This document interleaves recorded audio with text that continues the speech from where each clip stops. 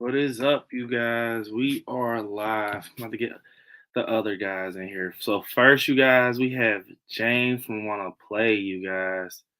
We have James from Wanna Play, you guys. And also, you guys, who else we have knocking? We also have you guys. Nightmare Corner himself. We have Nightmare Corner himself, you guys. What's up, guys? What is up, guys? We have Helverton. We have Helverton, you guys. Let me see. Just added freaking Can you guys see me at all? No, we cannot see you. Wanna play? And we have Shape in the Shadows. He's actually in the shadows, y'all. Yes. His camera's not messed up. He's actually in the shadow. Oh shit! Wait, is that Shape in the Shadows? Is that a man? That's Shape in the Shadows. He said, "Is that a mannequin?" I thought it was a fucking mannequin, man. Yo, we got Michael Myers on the Clash, ladies and gentlemen. Look at this shit. On the Clash, you guys. The action. Yo. Oh my God, you guys. Oh, well, the blackest eyes, the devil's eyes. Yeah. Oh, you got Shape, man. Bro, he has the breathing down pat too. Like, come on, y'all. What's going on? Of course he is. He's a Michael Myers fan. He's probably been fucking doing that since he was a kid, man. He said, he sounds like Darth Vader. Oh, the head tilt. He did the head tilt. Oh, that was actually good. Look at that. That's nice. I bet you practice that in the mirror. I know he does. Every morning when he brushes his teeth, he goes from side to side. He goes from one side. So unfortunately, you guys, this is my design. Could not make it along with a few others. Nightmare Crypt is coming. Horror Gang. I think he's at work. I want to say he says he's gonna try to make it.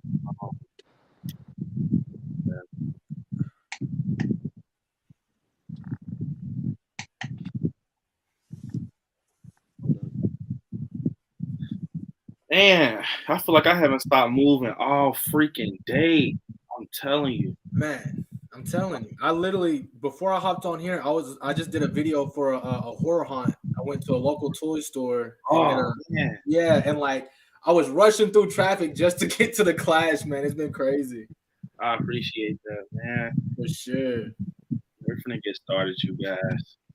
Nightmare Corner is on the famous drive and stream. Oh my gosh, Shape in the Shadow, man. Yo, he's killing. Man, this guy he planned this out. He said, "You know what? Yo, like that is beautiful. That mask and that light is beautiful, man. Yeah, that's awesome. Got the green lighting. What the fuck?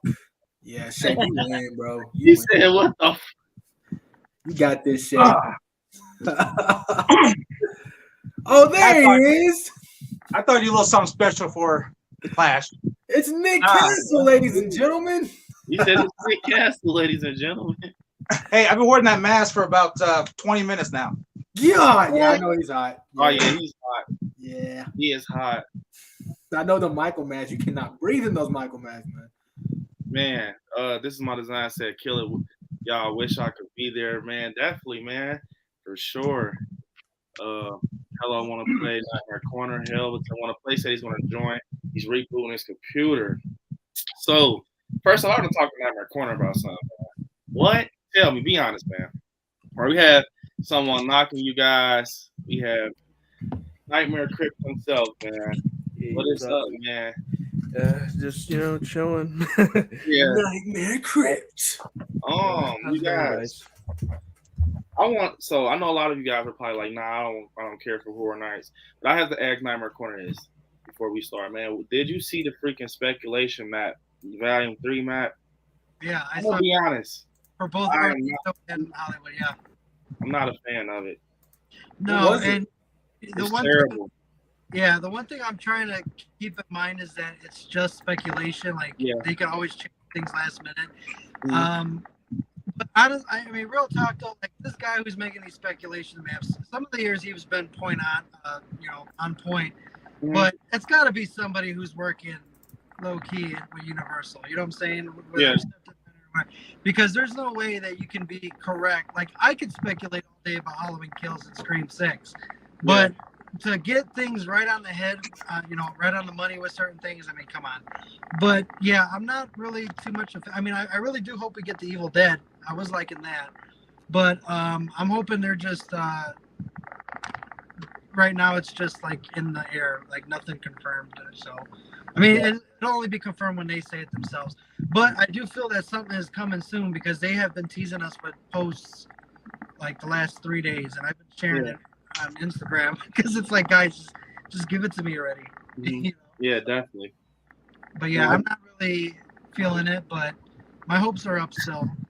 I'm hoping they come in clutch for the 31st year. So. Which ones are you not feeling on the speculation map? I haven't seen it. Which one are you guys not feeling? They got like Bug House, I think, is one. The Wharf, what I forgot, something Wharf. A couple other ones, but it's not really. A lot of them aren't really even IP though, honestly. I think So not a lot of them are licensed. Yeah, it's. Yeah, I don't like that. Yeah, I don't like that either. I mean, if you're a Horror Nights in Orlando, you need to have license. I'm gonna be honest, man. If these speculations with these houses are true, I'm gonna be honest.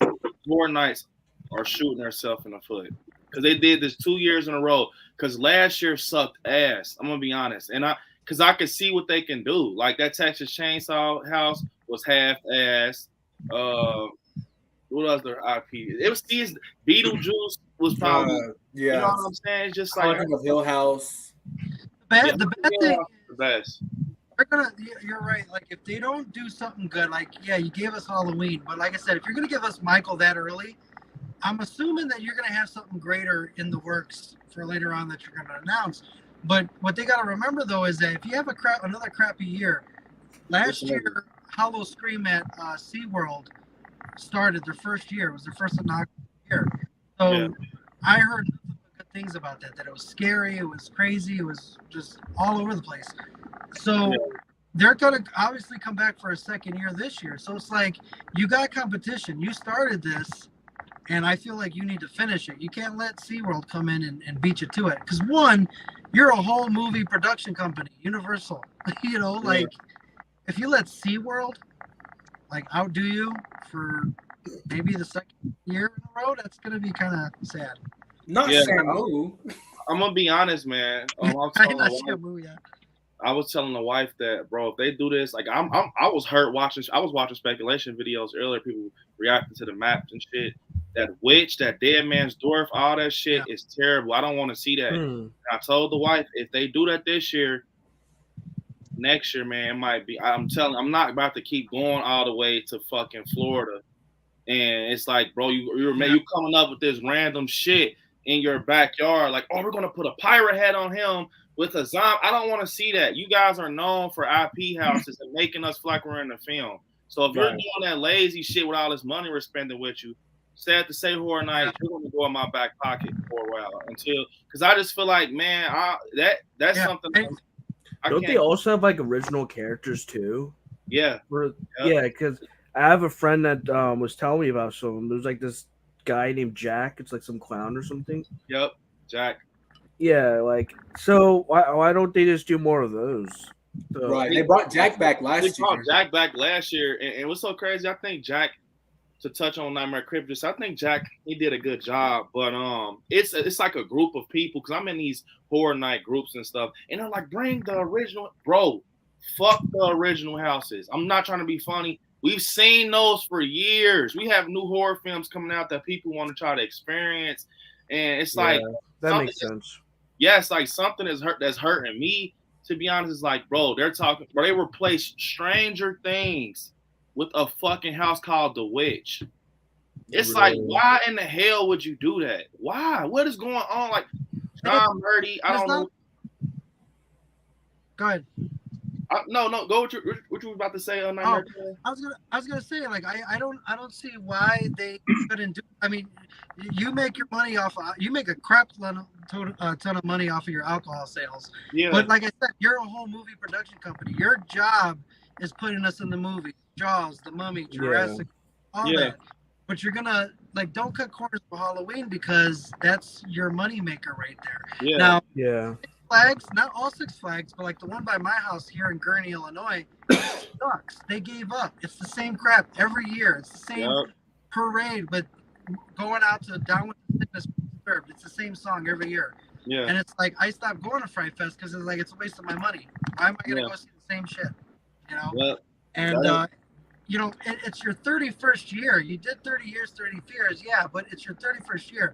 If you can't play on the significance of 31 and you're based on Halloween, well, what are you doing, you know? Right. And, you know, like with the icons, like bring your icons back. Like the usher, you got the director. Jack is on Horror Nights. But you got all those, even the icons, which, like, you know, I'm going to be doing a Damn, Nightmare's breaking up, man. It's like you're looking into the sunset. Yeah, he's just chilling. You know, those icons that you can utilize. I just did a video a while ago on the Crypt Keeper. That was one that they had. I think it was Horror Nights 5. Mm-hmm. You know, even the usher dude didn't even get his due diligence because you saw him for the promos, but you didn't. So it's like I don't know. I mean, I love HHN. I've never been officially, but the fact that all that I know, it it hurts me, and I haven't even gone to experience it. And what's crazy is, me and the wife was just actually talking about you, Nightmare Corner. That's so crazy. We were talking about you like 2 days ago about Horror Nights and your experience. This might be your first experience, so it'd be cool for you to just have the full package. And I was telling her like the way it's looking, man, bro, like. Because one thing, look, I've been going to Horror Nights for so long. I know, like with volume maps and stuff, whatever they do, you know, speculations. It's like, okay, some of it is false. It's like they're just taking these ideas and putting them together. But it's like the past speculation maps, about 4 of those houses really be like on the map for some reason. Like it's like they're like, at least they get like at least 4 right. So I just feel that, man, it's kind of getting scary because I remember last year. I was in like, you know, looking into the speculation maps and stuff like that. And they, you know, they had like, what was the IP house? Okay, they had the freaking Icons house. They had the Tooth Fairy. I'm like, I remember those being, I swear I remember those being on the speculation map. And I remember them just releasing those houses. I'm like, fuck, they really released those houses. And I remember Texas Chainsaw being on there for the longest, like from volume 1. And I'm like, that's what makes it scary because you guys took away Stranger Things. Like you really just snatched it off the map and just did some like bootleg shit and just put straight original houses on there. I'm not gonna lie, Universal, I'm gonna be honest. People come to you guys for the IP houses, not for those fucking houses you guys put together behind in the back where you have breaks and shit at. Like, are we gonna just put a bunny in this costume with blood? We don't want to see that shit. It's starting to get having pumpkins and shit. And just witches flying around on brooms. That shit is cool. But if I want to see that, I'll go to Disney or some shit. Like Horror Nights is for the amped up like horror fans that want to see, you know, be inside of the Halloween house or be, you know, inside of, you know, the freaking, you know, us mirror maze. That's what Universal was made for. So I feel like they're going to start shooting theirself in the foot, man, because they fucked their stuff last year. I'm gonna be honest, I hated it last year. I had fun because I'm a horror fan and I try to experience it and, you know, put myself in a positive mood. But once me and the wife got back on the plane and shit, and we thought about it after the years where they had Killer Clown, Stranger Things, Halloween 4, Trick or Treat, it sucked ass, bro. Like that last year was terrible, bro. Like Yeah, and the good thing is, I mean, even if they screw up the houses, hopefully they can make it up. It's gonna take a lot of making up, but I mean, we still have the scare zones that we gotta wait for too, and then the shows. So I mean, worst comes to worst, if we get crappy houses, hopefully the scare zones will come in and save the day. Like I know last year, just by watching on the videos of HH30, you know, I get like I try to give them lenience on it. COVID and COVID like screwed up everything. So I know workers and getting wood and props and you know all that stuff plays into COVID because people not working and things like that. But I mean, there's ways around it. You have the money. Even if you recycle old things, I mean, you can figure it out. I mean, hell, if I do my yard haunt every year myself at my house, and I recycle my props and make a new theme every year, you can too, and you got millions of dollars, you know. Yeah, and to touch on what you said about getting wood and stuff, man. If you guys can make whatever the fuck you got going for Legends Collide, that big ass warehouse made out of brick, it look like it's made out of brick, or the just the facades they have. The freaking Michael Myers house looks nice. And they have this house that's made like an old, ran down, abandoned house. If you can do that, you can do Stranger Things, bro. Like you can do that because they have that little blue and white house. You can make that thing. You can do anything. You can do anything. I just feel like they're being lazy, and COVID made them lazy, doing all the plexiglass. Because I'm telling you guys, Universal, man. Once you go like a year where they're going full max, just we're applying pressure, and you go to a year like they did last year, it's gonna make your stomach hurt. Like last year, I was trying to be positive, but it made my stomach hurt. I'm just like. But my biggest question is like I went last year and they had all this Chucky stuff, and the Chucky TV series just came out last year, right? Yeah. Season 2 is dropping this fall. Universal, if I'm not mistaken, is producing the Chucky TV series. I feel like they're missing that. Like imagine that. I mean, I would love to go to a Chucky haunted house. I don't know how they do it, but I'd love to go. I'd love to touch on that, man. Well, yeah, like you said, because you think about Universal, like even Bride of Chucky. I think they own Bride of Chucky. Yeah. And, I mean, there's a lot of movies that they own themselves or the rights to that you can do. So it's not like, you like Pumpkinhead. I mean, you can go and try to get the rights to Pumpkinhead or Puppet Master, but I'm sure there's a whole bunch of IPs that you have the rights to that you can even use yourself. Chucky would be great. I'd love to see a Chucky haunted house. Like, Universal, like it'd be great. Yeah, they actually did a freaking Bride of Chucky house a lot because I watched the history of Horror Nights. Like me and the wife really went back year after year after year and seen like what they were doing. And one year they had like Tiffany and Chucky, but it was like actual people had the mask on, walking around and stuff like that. And then my first year I ever went, they had a scare zone, which was so fucking crazy. Like they had this big ass Chucky, like was it Child's Play 2 where they had like this, like it was like a Chucky and his arm was, they had that. And they had the lights, like it was big as a building. And they had like yes, and they had like people walking around with like axes with like good guy jackets on, and then you had Chucky as a puppet, and they had the blue and red lighting, and that was cool. And I that kind of made me feel like you guys can definitely pull off a Chucky house. Maybe you can get like a lot of puppets, and put them in certain spots in that house.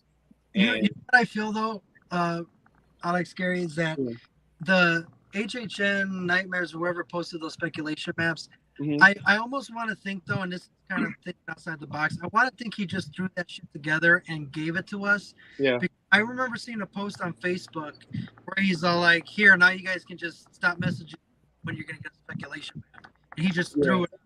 So I'm almost wondering if people were just whatever that word is, messing with him so much, bothering him. Yeah. Just say, you know what? Here, go. Shut up. Leave me alone.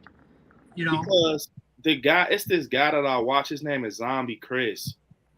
His name is Zombie Chris, and it kind of he's like really like, I don't know how to say it. He's just involved with Horror Nights to the point for so many years, and he's like plugged in for real. So he said it's like 95% confirmed the map. So it kind of hurt it I heard from Zombie Chris, because he's usually on point, like him, Tim the Tracker, Brian from Orlando. they always like on point for real. But they're all, it's like with Brian from Orlando, you know, him and his girlfriend. It's like it's up in the air for real. They're pissed about it too. They're like we were hoping that this is not true. Like, but I'm telling you, if they do, man, they're going to lose a shit ton of people this year. People are going to cancel. People are not going to go because it's like those houses are cool. But some people go say, okay, for instance, Nightmare Corner, he's a fan of Horror Nights. He's never been though, so I'm pretty sure he's probably watched videos and learned the history about Jack and the Usher. But if you don't do that and you just buy tickets and go in there, you're not gonna know what the fuck you're getting into. They had people like it was something called Crib TV on Shudder, right? I know about it now. But they had the houses and stuff. Man, they had a scare zone, and it looked cool. Crib TV looked cool, but I didn't understand it because I didn't know what it was. But then after Horror Nights, I went to go check it out, and I liked it. So I'm like, man, I wish I would have went in knowing what Crib TV was so I could understand it more. So it was just like, it's stuff like that. So I don't know, man. See, once I get talking with Horror Nights, man, I just start, especially right now. We still got, I forgot what convention's going on right now, but they're having a panel. Spooky Empire. Spooky Empire. They got a Halloween Horror Nights panel. So, I mean, we'll watch that. We'll see what they say and. Yeah. Just wish for the best, you know. Yeah. If not, that antique mall I was telling you about, I was watching an updated video on it, and they got a lot of HG shit. So I gotta go spend all my money. That's where I'm going. Yeah, I mean, I would take last year over this year's. I will take last year over this year's. Hey, you guys, we have James want to play in here, man. What is up? Want to play, man? What is up? My computer, I don't know what it is. It was like the camera was on while I was in like the waiting room, but as soon as I joined, it like turned off, and then for some reason didn't turn back on. So I'm just on my phone now. Yeah, man, I definitely understand. I had technical difficulties. I literally last week I scheduled like 6:00 live, and then ended up going live to about almost 7. I'm fucking. So I definitely understand, man. But we're just talking about Horror Nights and this bullshit ass Volume 3 map they released. They want us to just, you know, I feel like every year I don't have anything against the Universal, but they have brung like the Universal monsters every year, and then as soon as Michael gets released, they're like, man, fuck Michael Myers. He's always coming every year. Every year he comes. He's getting boring. But you guys want to keep seeing the Mummy, Dracula. How many times have you seen Frankenstein? How many times have you seen, like, how many times, you know? It's like, I don't know, man. I feel like Horror Nights starting to get a little lazy, man. That's all. We ain't got to keep talking about it. I'm just kind of, that's something that's on my bad side right now. And, you know, I'm really invested in like my family. We were just debating about that before this live. It's just, fuck, you know. But on the other half of everything, did you guys see those? It's like some type of rumor pictures about the person who plays Glenda. Yeah, I've seen that. I've seen those. Yeah, I've seen that. I'll let Nightmare Crypt go first on this. You go first, Nightmare. What you think, man? Nightmare Crypt. I'm a little like mixed on it because I've been hearing a lot of rumors. Like one bit of rumors like it's gonna be like Gwen and Gwenda being one body, and then like another rumor is that like, you know, if not that, you know, Gwen and Gwenda would be played by the same person. And it's just I'm a little, the reason why I'm so like on like mixed about it is because like I don't think Billy Boyd's coming back to play Gwen. And so I feel like that's gonna sort of like, I guess in a way ruin it for me because it's not actually the person who played him before. And so I'm a little more concerned about the series now, and I'm worried that they're gonna kind of screw with the continuity somehow, like they've already done. Yeah, I literally agree with everything Nightmare Crypt said. I think something's gonna happen because they're trying to be different, and they're trying to like give us too much fan service that is going to the point that it's going to hurt. And they're not like thinking about how it works for the story itself, you know. Yeah, I definitely agree with Nightmare Crypt, man. I agree as well. I feel like the Chucky the TV series might be going down the same path that the new Scream went through, and it's that, you know, you did so well, you know, your first go around, that you took all that money and got a big head, and now you're just kind of not thinking about your fans anymore. You just like, you know what, we made so much money, we got so many great reviews. Now we can do what we want to do. But you, with doing that, you're pissing off of the people who got you here. You know what I'm saying? Yeah. And just to touch on, you know, Scream. I feel, man, with Scream, man, it's starting to push me away now, man. Yeah, I've been hearing about, like, I was like really optimistic about it, and now it's turning in. It's like turning into like I Know What You Did Last Summer reboot. Yeah, that's exactly what it's turned into. They're starting to just put anybody in this movie. Like I just put a video out, like literally like an hour ago. Like they put the girl from Beach House in there. They look the 17-year-old from the new Avatar. It's like at this point you're just rallying up teenagers and just gonna throw a big ass story together, and it's gonna fuck the whole Scream franchise. And And to be honest, I know some people that are the biggest Scream fans. I don't care. I'm gonna be honest, because I understand people are trying to be positive, but when it's too late, it's too late. Once that shit is on the screen and people are just ripping their tickets and shit and like, you know what, I'm done with this, and Scream becomes like Hellraiser, then you're gonna wish that something else happened. You know what I'm saying? Because at this point, yes, I compared it to Hellraiser. When you look at Scream 5, it was like yeah, you just got past the finish line. Like it was like you like by a foot. I'm just being brutally honest. That movie was not perfect. No, it was damn near not even decent. Only person that kept that movie alive, I feel, was the OGs. It was the OGs. Yeah, it was like Nev and if they picture Scream 5 without Nev and Courtney Cox and Dewey. It wouldn't be as good, bro. I'm gonna just be honest. It's terrible. Yeah. I'm just being honest. So I just feel, you know, I understand people are trying to be positive, man. It was cringy as hell. We don't have Nev. They just released 4 characters. I mean, they released 4 cast members, but we still ain't got any news on Courtney Cox. I mean, Jenna Ortega said, yeah, she's coming back, but we haven't heard it from her. So at this point, man, you were literally putting so much pressure on a young actress, Jenna Ortega. You're literally putting the franchise in a young actress' hands. So she, you know what I'm saying? She's a great actress, but you got to be a phenomenal actress to complete Scream. That's a legendary film. That's not something that's like new. Right. So I feel like now it kind of made me feel weird. I'm just saying, okay, 4 new cast members has been announced. Okay, and we have Kirby in there. That doesn't mean anything. Like, so it's starting to kind of push me away in certain type of forms. Like now I'm starting to get on that boat where I'm like, this is gonna be bad. Yeah, and like I said, it's turned into I Know What You Did Last Summer. You know, the first one was great, the second one was, you know, whatever, and then you know they had a third one, but now they rebooted it with a TV series, and it's like you said, a bunch of new actors who don't have any love for the horror franchise. And you're throwing them into a film, and it's honestly, I'm like you guys. I'm getting pissed off because it's like this isn't Hellraiser, right? I know you compared it, but this is fucking Scream, dude. Like, that's how I feel. Like, what the fuck are you doing? Like, you're not bringing any of the OGs back. You're killing them off. You're not even writing them off well, and now you're bringing some 17-year-old kid who has probably never seen the first Scream. You know what I'm saying? It's kind of almost like. This is why I tell people with Halloween, you gotta respect Halloween, because it's like, okay, Halloween came in and did it out of just being, because you know Halloween was the first to do it. They came back with the revamped Halloween. I just feel like they were the first to do it. They did it, you know, just because they wanted to bring back Halloween. But now the films that's coming after that, they're looking at the money. I'm telling you, they're looking at the money, man. And Scream is one of those films that was like, I guarantee you. They sat down and saw Michael Myers break the box office.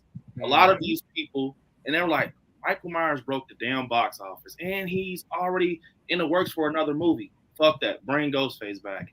But you guys damn near look, Scream 6 is already coming out fucking early next year. It's like quick. You are really, when you look at it like that, you guys are literally trying to do like a competition thing. Yeah. Right? It's almost like a competition. I get that. At this point, because look at the new Texas Chainsaw, fucking terrible. You guys rushed that. You guys are milking us. They're milking us for everything we got. Yeah. Like, I mean, Texas Chainsaw was fucking copy homework. Literally, it was copy homework, and I just feel like Scream is starting to fall in that bracket too. Like you guys just want to bring it back, just so you guys can say you're up there with a new film, and we're in that bracket with Halloween too. So put our merch out there also. Have our trailer playing too. Whole time you're burning the whole fucking franchise, just doing anything. Like either save it or don't.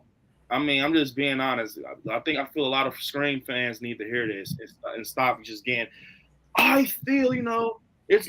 I mean, I like it. I like what they're trying to do with it and bring it a fresh look. But now you got General Attack, you got Mandy Sam, you got Chad, and you obviously you're talking about again Courtney Cox. You got Kirby. Why can't you just work around that and just bring in like 2 more people? Why you got to bring in another group of young? Like, you know what I'm saying?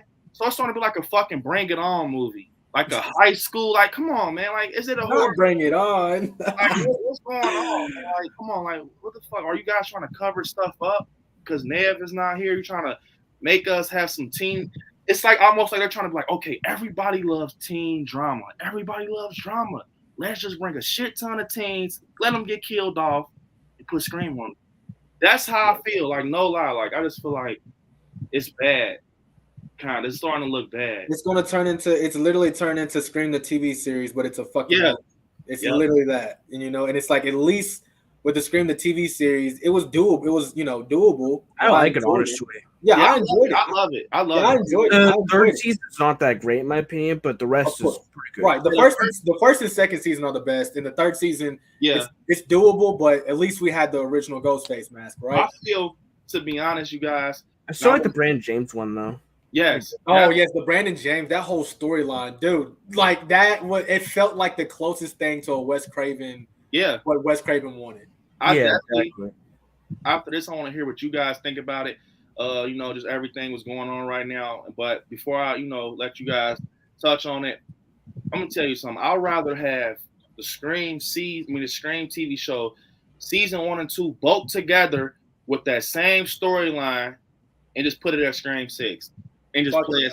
I literally would rather have that put together in a fucking movie. Yeah, that's because I just feel like, bro, I'm starting not to have confidence on that end with Scream 6. And I feel like if they want to have a good movie, why not just dig out some tools and some pieces and bits out of the TV show? Maybe that can stop. Don't dig with Wes Craven. Exactly. At least you know what you're getting with Wes Craven's art. You don't know what you're doing with it. Just be safe and fuck with the TV show materials and exactly stuff. That's what I feel. So yeah, I want to know what you guys think though, man. I know some of you guys probably don't agree with me with Scream. Some people just like I'm giving it a chance. I might not. I honestly might at this point, Brandon. I might not because I didn't give I Know What You Did Last Summer a chance. So because it looks awful. I'm a fan of. Look, I love I Know What You Did Last Summer. I ain't gonna lie, right? I love Jennifer Love Hewitt. You know what I'm saying? I love all that. So like but when I heard that they were bringing it back, I was like, oh shit, TV show. But it's like you're not gonna milk me for. You know what I'm saying? Like I'm not doing. I'll see it. I'm not paying for a movie ticket. I'm not doing that shit. Yeah. So what do you guys think about it, man? Do you guys think that it's like I'm overthinking it? Or, it's like, no, it's to that point now. Like, it's literally like they're just putting anything,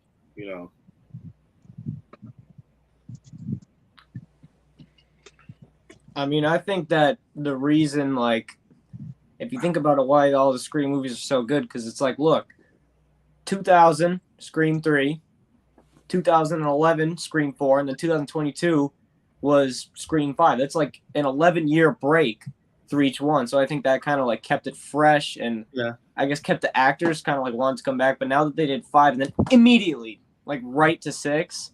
Yeah. I mean, I don't know. Like, I don't feel like they haven't really thought it through enough. They didn't have enough time to really do that. So I think they kind of screwed themselves over by releasing it so quickly afterwards. Yeah. That's what I think. I feel like you got to think of it like this. Scream 5 is already history. It's already a part of the franchise. There's no do-overs. Yeah. So it's like now you're working on Scream 6. So it's like, man, you at the wrong time. We made Sidney Prescott pulls out, and then it's like Dewey's dead, and you're still taking these dumbass risks. I'm being honest. I just feel like you have to really just play it safe. And from what I've been seeing on HelloSydney.com and the Woodsboro group, I'm just getting releases every day and like crazy ass Scream news. Like, Scream's going to take place in New York. You can have fun in New York with a Ghostface type character with those alleys and but I just feel, man, that and then the other thing that just came out in the horror community, it's taking place on Halloween. Like, what the fuck are you doing? Like, okay, it's just like you're gonna have a crowd. It's gonna be a group out there in the horror world that's gonna fucking talk so much shit about Scream 6 because we all know who has the Halloween thing on lock, like Michael Myers. So it's like you're gonna have a Scream movie with trick-or-treaters, which I think could possibly be cool, but not for the season. Just off the fact that I feel like Ghostface, when I was younger, that was the generic costume.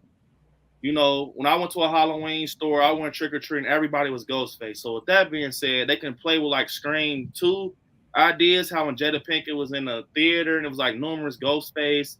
They're saying that it possibly could take place on college grounds. Maybe they have a Halloween frat party, someone gets stabbed in a party, and it's like a couple of people that have Ghostface costumes on, and then the whole time it's just one Ghostface in there, and you can't catch them because everybody has on this black robe with this white mask. I feel like if you playing with something like that, that'll be cool. But other than that, man, freaking Scream taking place on Halloween is kind of like you're biting. Why do everybody want to fuck with Halloween? That's what I want to know. Why do everybody want to dip their hand in that bowl? Like, well, people seen the formula of 2018 and try to replicate it, right? But what the key ingredient that they had in that formula was John Carpenter. Yeah. People tend to forget that, John Carpenter had a lot to do with 2018 even coming back. So everyone Scream thinks, well, we can do what Halloween did. Well, no, you can't because Wes isn't here. And not only is Wes not here, Nev's not here either to do your 6th film. So now you're really fucked, And I feel that people look at Halloween 2018 to open, just basically looking at Michael Myers like he's opened like a gate to the new age of horror. Like, basically, it's like almost like when somebody retires from a job and they decide to work again or something like that. Like, Michael's back. He's back, but he's older.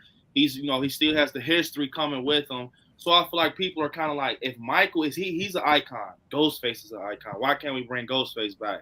Almost something like that. Like, they're looking at it like, I'm not gonna just let Michael Myers take the whole cake.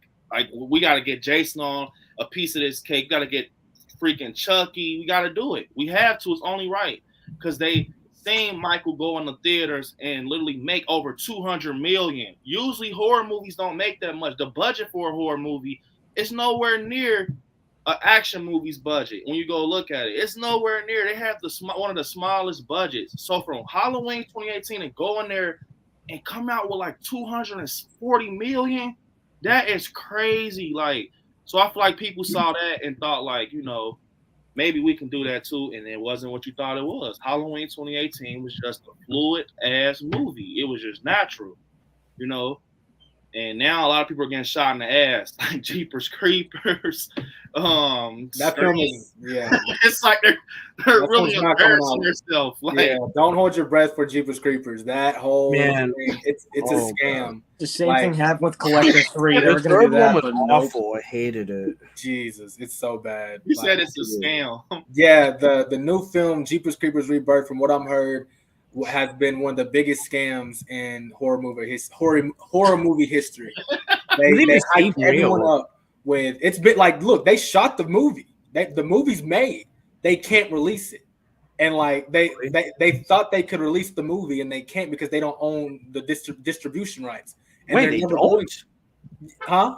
They don't? No, they don't. Who would shoot a full movie without like 100% knowing that they have the rights to release. What? One of the Who biggest made What this? scams. the hell? Yeah, and so they have the movie sitting there. It's They one made a of, like, whole movie and then realized, oh wait, we can't actually release it. Yeah. Oh God! it's What one of the the biggest They're scams. going to court for it. I actually seen somebody call out the guy who's making Jeepers Creepers on Twitter. Yeah, Do a YouTube video. He called him out and he had said, so the movies, everything's going right with the movie and it's getting released. And then he was like, yeah, for sure. He said, so all right, so when is it getting released? Tell us. He said, is it getting released this year? He said, yes. He said, so you're not going to court right now for like the license and stuff. And the guy replies, LOL, no. Just LOL, no with a dot. yeah. And he's like, yeah, okay. Like the guy who he's talking to is like, yeah, okay. Everybody knows you're going to court trying to get those license, and they're not having it. They're like, why the fuck? It's almost like this, you guys. He fucking fan filmed Jeepers Creepers. That's it. It's basically what he did. He fan filmed Jeepers Creepers, did a shit ton of promo, and finds out, as soon as it's like, all right, that's a wrap. And it's like, no, the hell it's not. Take your ass to court. Mm-hmm. that movie? The this Creeper isn't looks weird too. Yeah, and It this looks like isn't. Oprah. This isn't the first time the director has done this. This is like the third project that he signed himself onto, to where the film has never got released. So what really? people aren't understanding is this is one of the biggest scam artists in like horror movies. Because I was kind of, because I was thinking, why didn't Jonathan Breck return as the Creeper? Like Nightmare Crypt said, the Creeper looks terrible. Yeah. Well, Jonathan Breck's not going to sign on to a project if he knows it can't be released. So this guy's literally scammed. Like, I'm one of the biggest Jeepers Creepers fan there is. And I heard that they were doing like a backstory on the Creeper, and I was like, oh yeah, fuck yeah, I'm down for that. And it was gonna be take place out in Europe, and there was gonna be in a carnival, and like I was really I heard down that for it. too. Yeah, it looked really good. And you had, like you seen, Brandon, they had people behind the scenes with the actors and the actresses. But then I started doing my research, and I'm like, okay, what's going on here? Because like, you don't own the film, you can't give us the film, because if you do, it's so good and you promo it so well, you're going to get sued right to hell. So like, he's never going to release it. If he releases that, he'll owe so much money, it's not even funny. Yeah. So yeah, Jeepers Creepers. Damn, I didn't know all that. Yeah, it's bad. Now that franchise is really bad right now. People are starting to put like question marks with the Terrifier.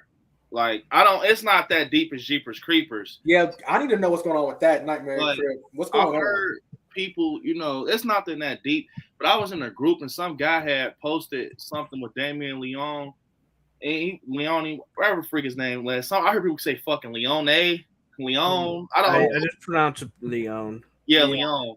And they're just saying like that, he said, subscribe to my channel.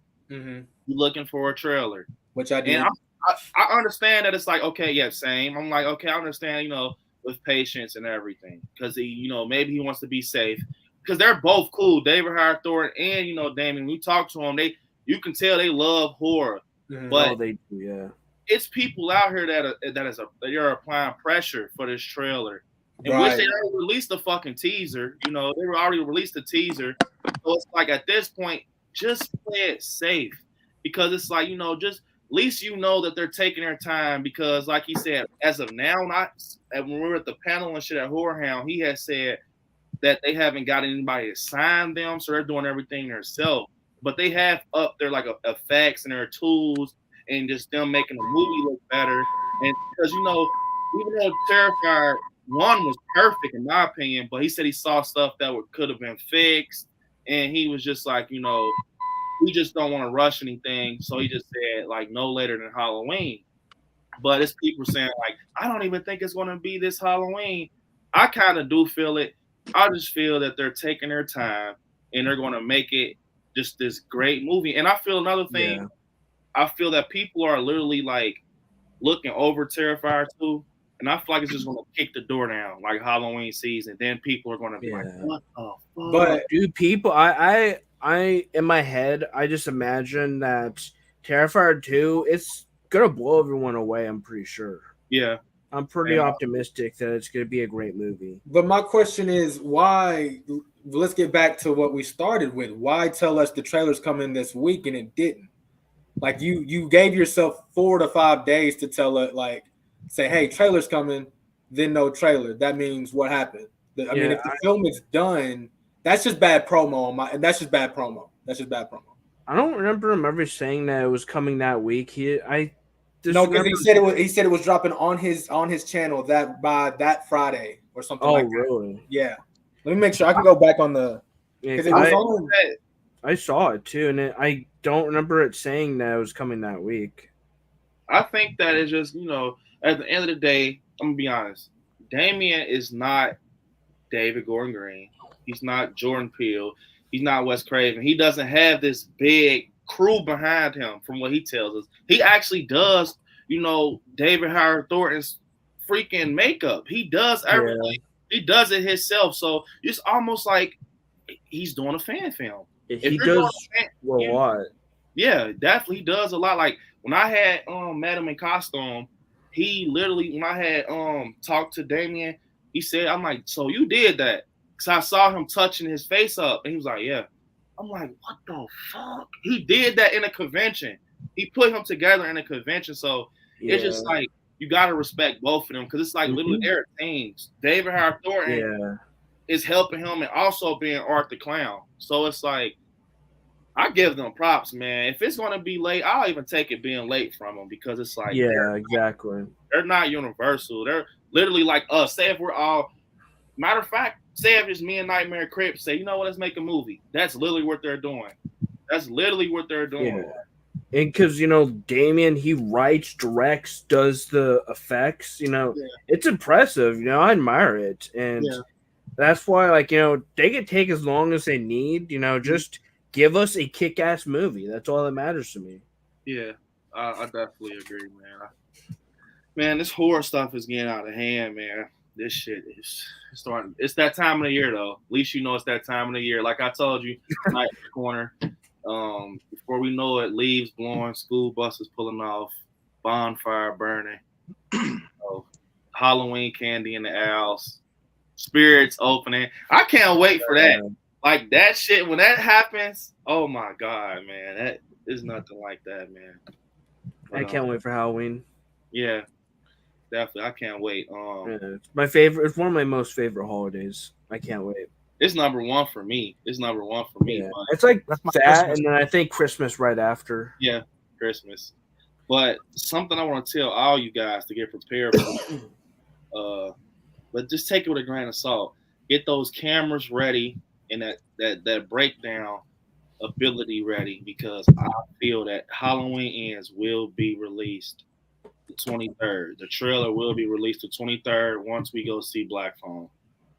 I just feel it. I feel that we're going to get that trailer at CinemaCon. The reason why I say that, because they're doing reshoots right now.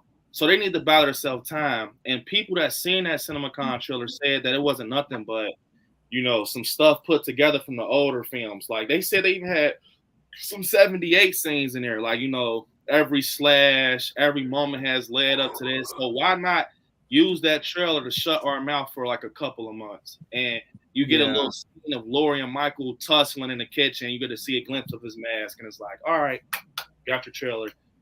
That's what I think is going to happen. Because I have one of my friends, I've been seeing a lot of posts on Instagram. He's like saying how we haven't seen like a Halloween Ends update in forever. Yep, they're gonna release it. I'm telling you, watch. I hope so. It's gonna be something like, wasn't it a trailer? You guys remind me. For Kills, it was like a trailer where like they showed that gate where Hawkins got stabbed, and it was like some balloons. And then it showed like Michael, I want to say it was like he was in the middle of the street. Did he pick up like a mask or something? It was like 15 seconds. And then it was like, it showed like Laurie in the back of the truck. It was something like that. Maybe I'm wrong, but I remember. I think I remember that. Yeah, they showed like some balloons. And then it showed like Michael, I want to say he picked up the mask in the street. It was, It was. I think that's what it's going to be. It's going to be like a 15-second trailer. Like literally 15 seconds or like and that's fine. Just get just sort of just let people know what's up.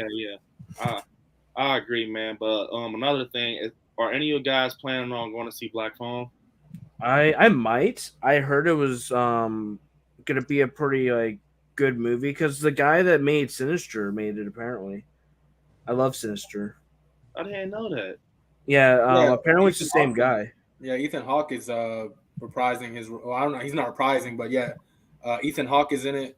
It looks really good. I love that it's a touchy subject. I love touchy subject movies as far as like kidnapping and all that. It's a really real issue, so it's like it makes it scarier, Yeah, like real life issues, like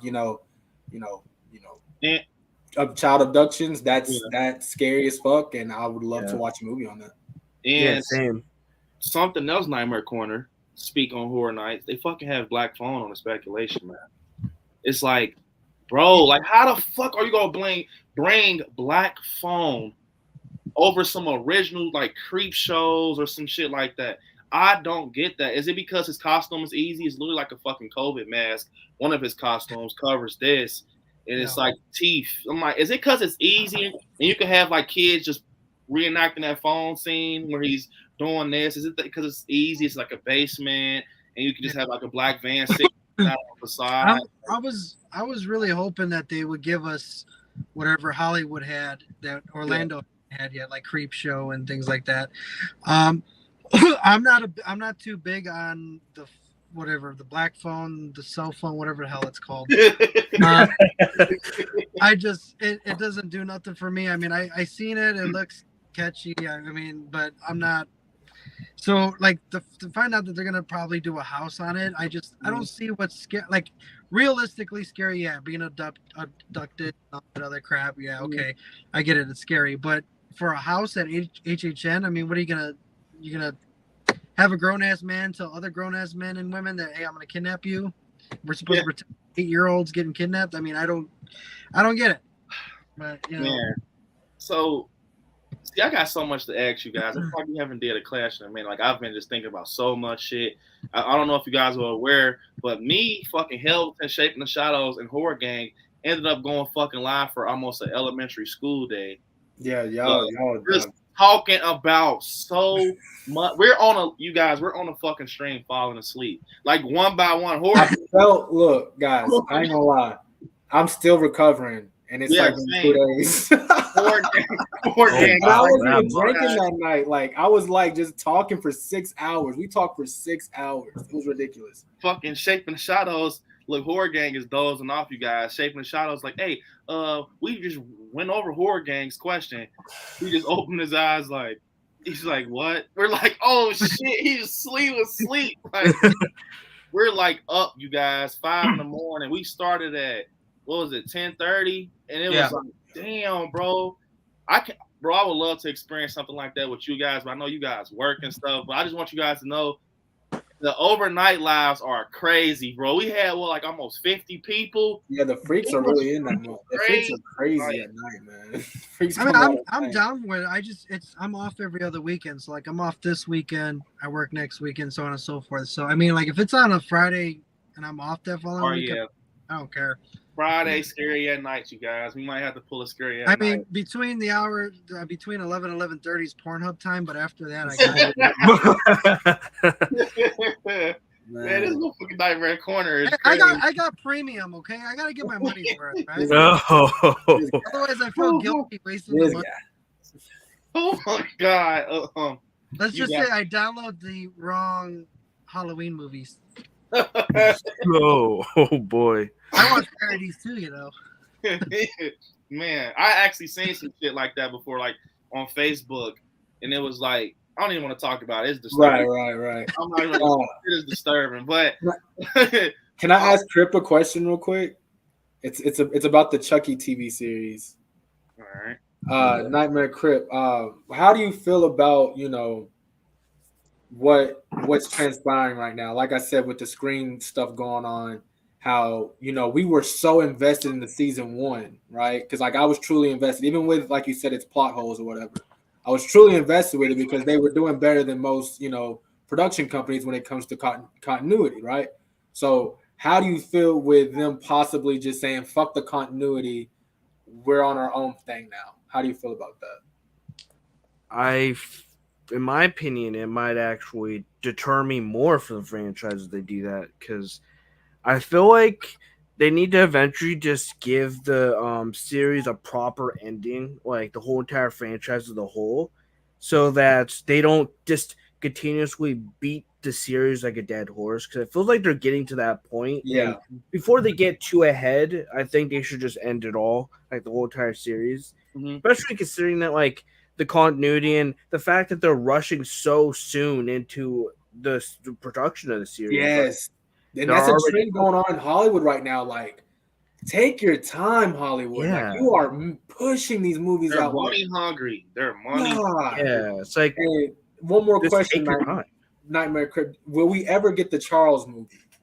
Actually, I'm in close contact with the director Tony Biz, and he actually, it's seeming like we may actually be getting it very soon. Ooh. Thankfully. Yes.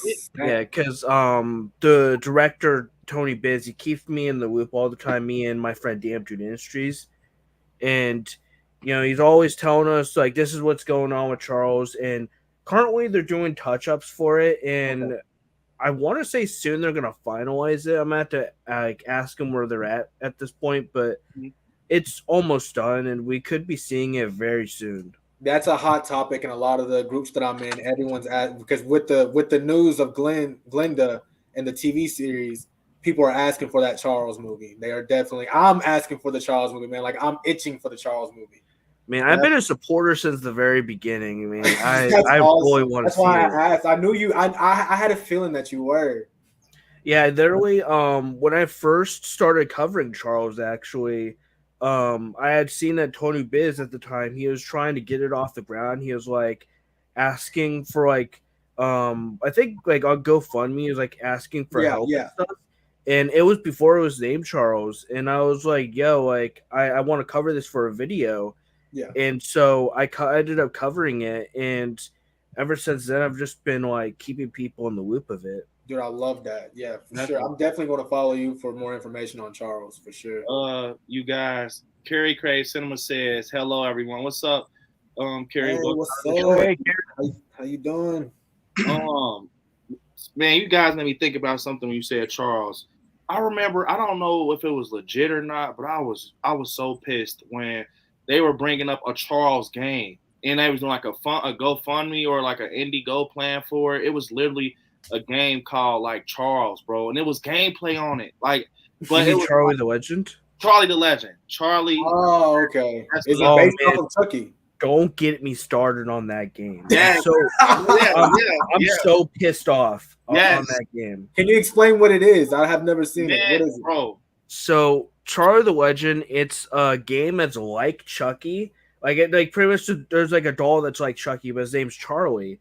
Okay. And it's like an asymmetrical horror game. The goal for Charlie is to kill everyone a certain amount of times. And the goal for the survivors is to either banish Charlie to hell, kill him like a certain amount of times, or escape the map. And so kind of like Dead by Daylight in a sense. Yeah, it's very similar. But the thing is, the creator of Charlie the Legend, he like did like a beta, and like it was very glitchy, but I still enjoyed it. And a YouTuber bigger than me actually covered it. Okay. And he didn't like talk like massively. He's just giving constructive criticism. Well, the developer went out of his way to copyright strike the YouTuber. The guy has over 100,000 subscribers. That's petty. Yeah, he copyright striked him. The guy made a video pretty much explaining what happened. I went on my way to message the developer. I told him that he should just drop it. Yeah. And he actually ended up eventually dropping it, but he was like being all cocky about it, saying that he's going to try to get his whole channel taken down. What? Well, after that, Charlie the Legend got bad publicity, and it ended up coming out, but to mixed reviews. A lot of people were trashing the game. So pretty much it got reviewed bombed. Well, fast forward, he would be adding like features and stuff into the game, like very minor ones. Like he had like an offline mode that's not that great, honestly. And well, it got to a point to where he just made it free to play. The game originally, let me mind you, the game originally was $34, which was too much. Right. Way too big of an asking price. Yeah. And then like I think about like a couple months later, he just took it off Steam. You can't get it anymore. And it pisses me off so much because I supported the game, I donated to it, Right. and he just like ripped it off Steam, and you can't get it anymore. So I'm working on like a video, just sort of like talking about how everything went down and how and like the game had like good like potential. Yeah, it had potential. Yeah. Yeah, the developer just screwed it all up Because like, he couldn't take constructive criticism. But Yeah. you're on a platform where you're going to get criticized. So that wow. Yeah, that's his own fault, you know. Like Yeah. he shouldn't have been like trying to get into game developing if he can't take some constructive criticism. For sure. For sure. And that's why that situation, the whole thing just makes me so mad. You guys, with the Charlie Legend game, I want to touch on this. I hate when topics come like this. I feel like the topics will fucking like go for so long because it's like, bro, it's like a mental thing. It's some shit that we got teased with. But man, it was a game when I was younger. It was like, bro, I played at a fucking library. Somebody had like a jailbroken laptop or some shit. He had his laptop. It was like it was Mortal Kombat with serial killers. Like, Terradome. Jason and shit, bro. Terradome, yeah. Bro, I literally got to push 2 buttons on this guy's computer, and it was like this stiff ass kick by Tony Todd. And I'm like, bro, I enjoyed it. Out, I enjoyed it. like, but it's a good game. Good game. I want to talk to you guys about anyone on the stream or are you guys fans of Orphan, the movie? Yes. Oh yes. Yeah. Huge fan. So I love it. What do you guys think about, like, they're talking about bringing it back, but it's going to be like on Netflix? Wait, what? I thought that was coming to theaters. The prequel. I've heard rumors that they're saying that shit is going on Netflix. Really? I didn't hear that. Yeah. You know, Netflix comes in at the last second and buys everything. That's what Netflix is known for. I'm gonna come in at the last second, buy it, do some reshoots, and then call it ours. So on the last stream we had, you know, the one we was for 6 hours, there was this question I wanted to ask you guys, but I forgot about it. And I want to ask you guys, now that I know what I was going to ask you guys, I want all you guys to answer this, man. What is the cringy? What's one of the cringiest moments for you in horror? Oh man, I gotta think about that one. On a play, looks like he has some shit on his mind. He got his finger like, I know one, right? Yeah. I think we all, if we think hard enough, we'd all end up kind of with a similar one. Texas Chainsaw 3D, do your thing, cuz. Oh, do your thing. Oh, it's so bad. I forgot about that. Do your thing, cuz. Do your thing, cuz. Throws a chainsaw. Oh my god. And everything you talked about Hellraiser earlier. Yeah. What about the 9th one where they recast Doug Bradley so they recast Doug Bradley to this like middle school math teacher looking dude, and then don't modify his voice, so he's just walking around like, your flesh is now mine. He sounds like a geek. It's so dumb. It's so dumb. Awful. Bro, Hellraiser is fucking terrible. The first 8 all have Doug Bradley, and then 9 they just recast him. That guy honestly thought he was going to be the next Pinhead in that. Exactly. Man, damn. You guys, definitely like the live for the people in the chat. But Nightmare Crib, man. So yours want to play was do your thing, cuz. What's yours, Nightmare Crib, man? Man, I gotta think about that. Honestly, I'm just gonna say just probably the entire Tales from the Hood 2 movie. And here's why. It's mainly, I'm just gonna give one story. I think it's like the last one. Mm-hmm. It's just they try to push a message on you so hard in that movie. Like, and it gets to the point where it just doesn't work, you know?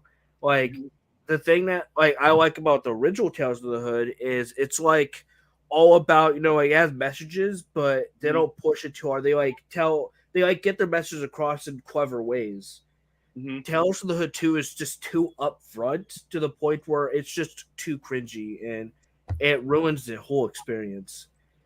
And I think the worst one's definitely the very last tale where it's like the it's like this guy sees like this ghost of like this like black kid that was killed, and it's like he's trying to tell him to sacrifice his life, and it was so fucking stupid. It was awful. No, you guys, why he's on the top? That's my cringiest. I'm taking Nightmare's cringe. It just literally made me fucking cringe, you guys. Like, I'm talking, literally take my heels off the floor and put all pressure on all 10 toes. Cringe, like, bro, fucking. Yep. The kid was Emmett Till. This is definitely bro, and the fucking guy.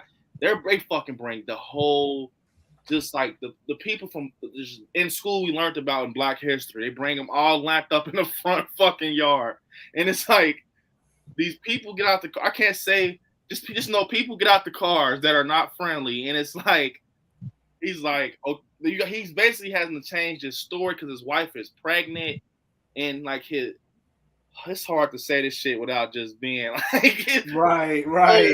He's pregnant or whatever, and he gets his ass like kicked. The guy gets his ass kicked, and it's just like they have fucking Emmett Till in the front fucking yard. And he's like, the guy doesn't even look like fucking.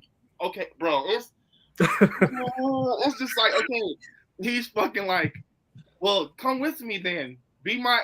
He's just like, come with me then. Make your sacrifice. Like, come on to the other side. And it's just like, I don't know. It's so cool. He's like, bro, just come over to the other side and just make your sacrifice. And he's like, why would I do that? I don't want to leave my wife. He's like, well, it's too late for that. You have to make history. We risked our lives for you, didn't we, in history? And it's just like, this shit doesn't make sense. They have fucking Martin Luther King in the fucking grass, you guys. Oh, I forgot about that. Fucking guy doesn't even look like Martin Luther King. Martin Luther King? Bro, what is this? He looks like fucking Michael Jordan with like an attached wig on his head. Like, you disrespect Martin Luther King. And he looks Emmett Till. What the fuck?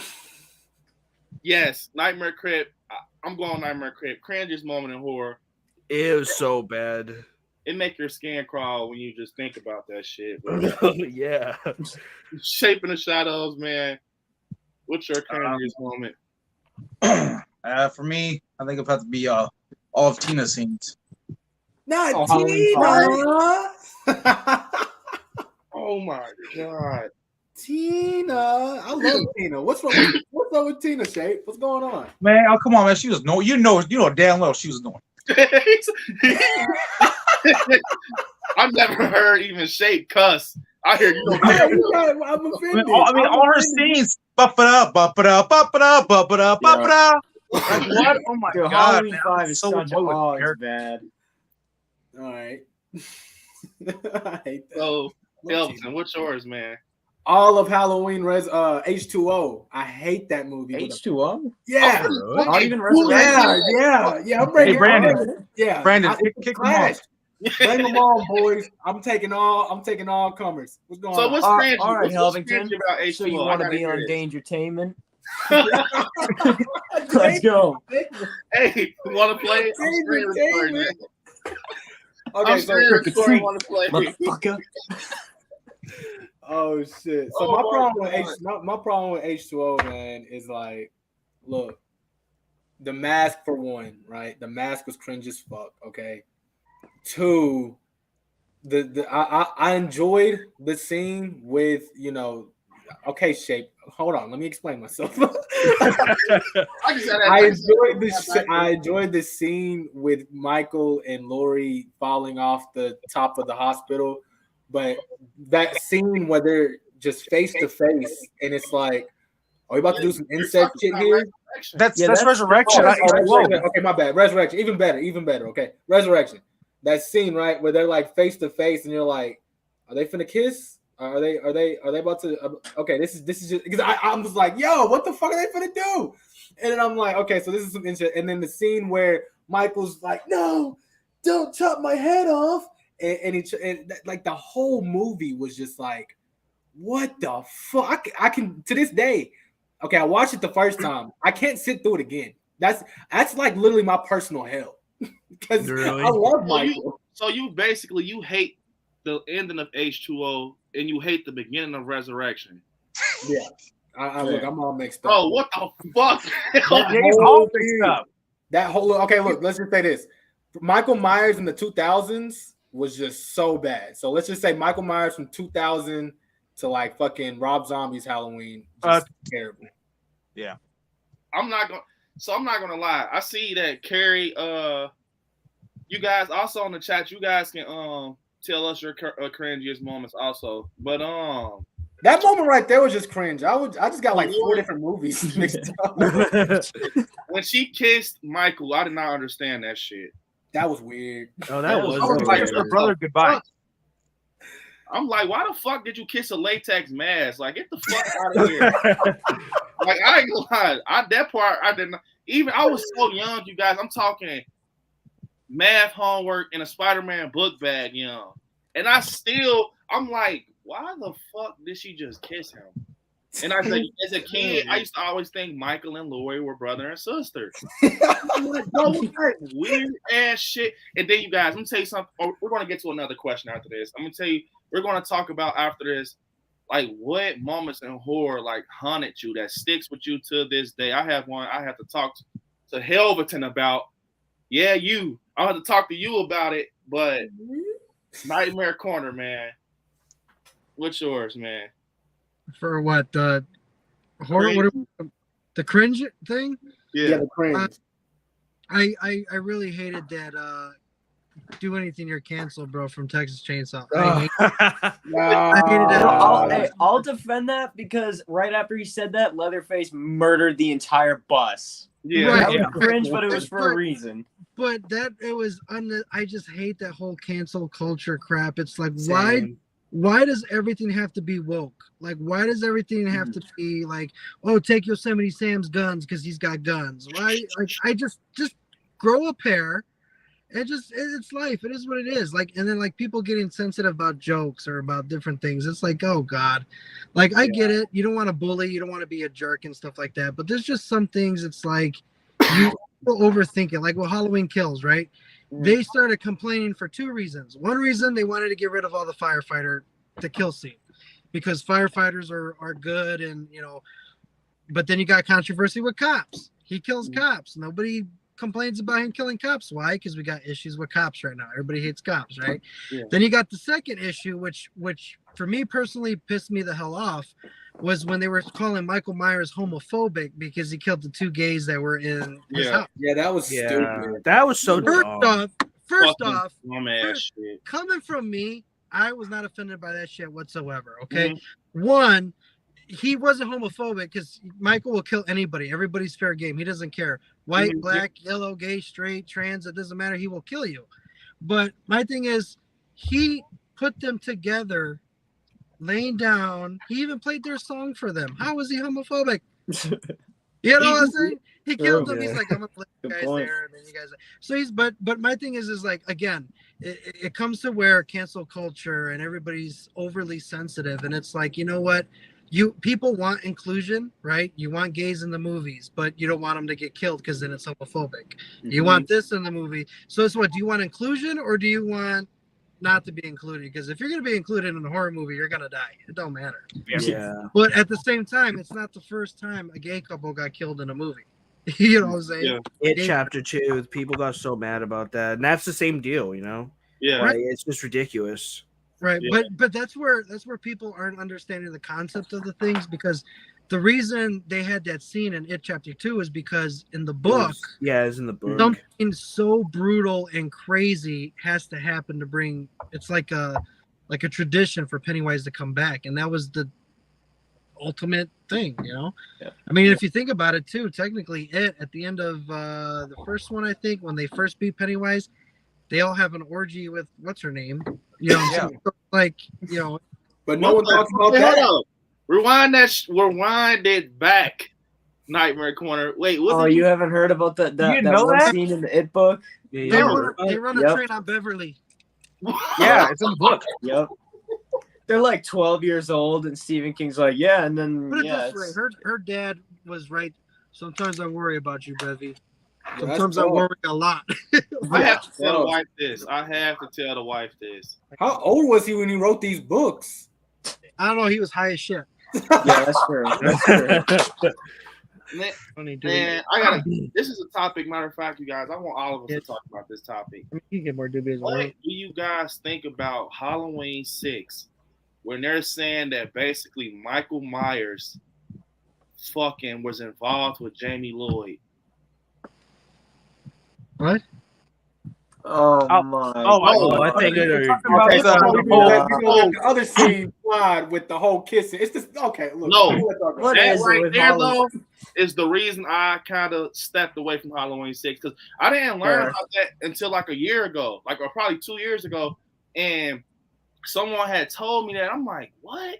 They're like, yeah. They're like, yeah. I said bullshit. They said, I swear. I look into it. They're saying the uncle. Mm-hmm.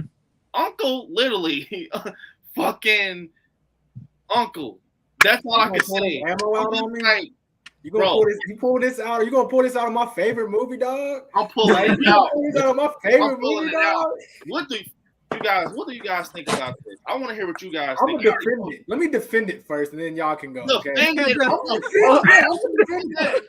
Michael, look, Michael. They were in love, Brandon. They were in love with each other. My defendant, Michael, and we'll sit down. I'll take the stand for him. Look, Michael, I'm not gonna look. Listen, he did what he did, right? Okay, and it's a terrible thing, but I don't think Michael was in the right state of mind when he did it. Okay, he had all these doctors and some lab coats around him. They had him high on some dopamines and they just sent Michael in there and the lights was off. Nope. The lights was off. Okay. Like, what the fuck? Did he pull down his one piece? Like, look, sir. We're not going to get look, sir. We're a monetized channel here. We're not okay. So the lights were off.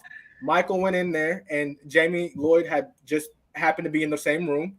And Michael did his thing, didn't know who it was, and that's how it happened. Okay. Yeah, man, his finger slipped. That's all it was. No, he didn't. Bro, his finger slipped. Bro, he just tripped. I don't know what do you want to do. He even tripped. I'm not, bro. Halloween 6 is fucking weird. We got these guys with these black hoods on. They're fucking marking blood on babies' heads. That scene with the baby that's cringy. Like the snot coming out of Michael's eyes. What the fuck is going on? When the baby, the opening scene to Halloween 6, I have to like close my eyes every time because like it just shows straight baby package, and I'm like, yo, what am I doing here? What are we doing? Like, what are we doing? Baby package. All right, look, let's move topics. Change the subject. Let's not talk about incest no more. Yeah, that's what I'm just talking about. Saying, that shit. That's number one for me. Wait, but hey, I got to jump in this too, real quick. Oh, thank you. But I believe that was in the producer's cut. Yes, and I do believe too. I don't think Michael did anything. I think they kind of inseminate her. Michael didn't do nothing. Michael, and then put it inside her. Bro, we're just gonna say this: that Michael doesn't count. Yeah, that Michael is not Michael. That wasn't Michael. That's my Michael. That's who my had the guts. Who had the guts to go milk Michael in the first place? Yo! Okay, Michael, stand right here, Michael. Don't move. We're holding you by your nose. Yo, did somebody give him a phone, or did he use like a Playboy? It sounded like Dr. Sartain. Michael? Yes. Say something. Say something, Michael. Oh. Carrie, it's getting wild in here, man. Carrie Crave Cinema said Michael's jumpsuit just happened to fly open and he tripped. Hey, what the fuck, bro? Hey, honestly, it can't be horror talk unless she has a little bit of sex in it. Yeah. Hey, I like Halloween 6 too. I'm with Helverton. Thank you. I like Halloween 6, but y'all gonna get the cancel culture to cancel Halloween 6, and I'm not having it. When you look at Halloween 6, it's some bull shit going on in there. It's a good movie. It's some good movie. All right, look. It's a lot of cow manure in that movie. I'm telling you, from the moment quiet in there. I'm telling you, from the moment she's fucking, bro. I knew that was when I heard, bro. When I first watched Halloween 6, I remember hearing Jamie or just Jamie, and I'm just like, Jamie who? Who the fuck Jamie? Who? You not talking about my Jamie?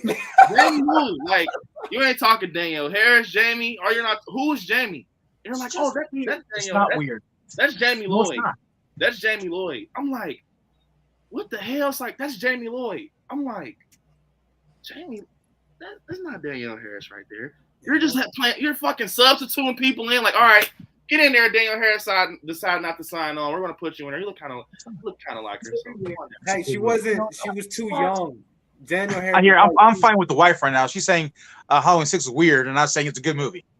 Good movie. I like Halloween 6. I do. I like the brutalness. I think that was the most brutal Michael Myers next to Kills. Right. I like the way he was. I love the scenes where he's chasing them through the hospital and everything, and he fucking gets blown back with the gun. But you have to admit, Shape, it's some turds in that fucking movie compared to like other Halloweens, bro.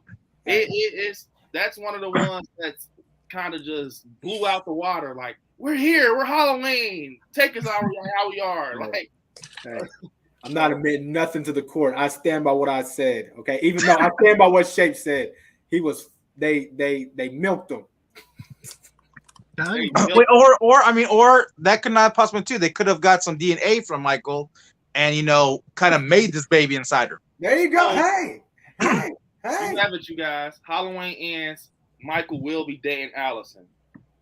That's how fucking dumb that's, like, it's just like, bro, like, we have it. Michael dates Allison. Michael has a love scene with Allison. You guys, Hawkins, look, you see how it makes your brain tangle? Hawkins is the killer. He's killing. And are you not interested? A freaking sheriff jacket. He's the killer, and Michael and Allison are dating, and now Michael has to defend Allison from Hawkins. Like, that's how fucking dumb. It's just like, bro. But tell me you're not picture Allison, this, right? Like, in Halloween Ends, they got Michael and Allison together, and they're playing "Take My Breath Away." I'm down for that. Look, tell me you're not here for a Michael and Allison love scene. We have to take our hand out this bowl for people who watch on this fucking channel, and they fucking debunk all of us. And they're like, yo, what are they talking about?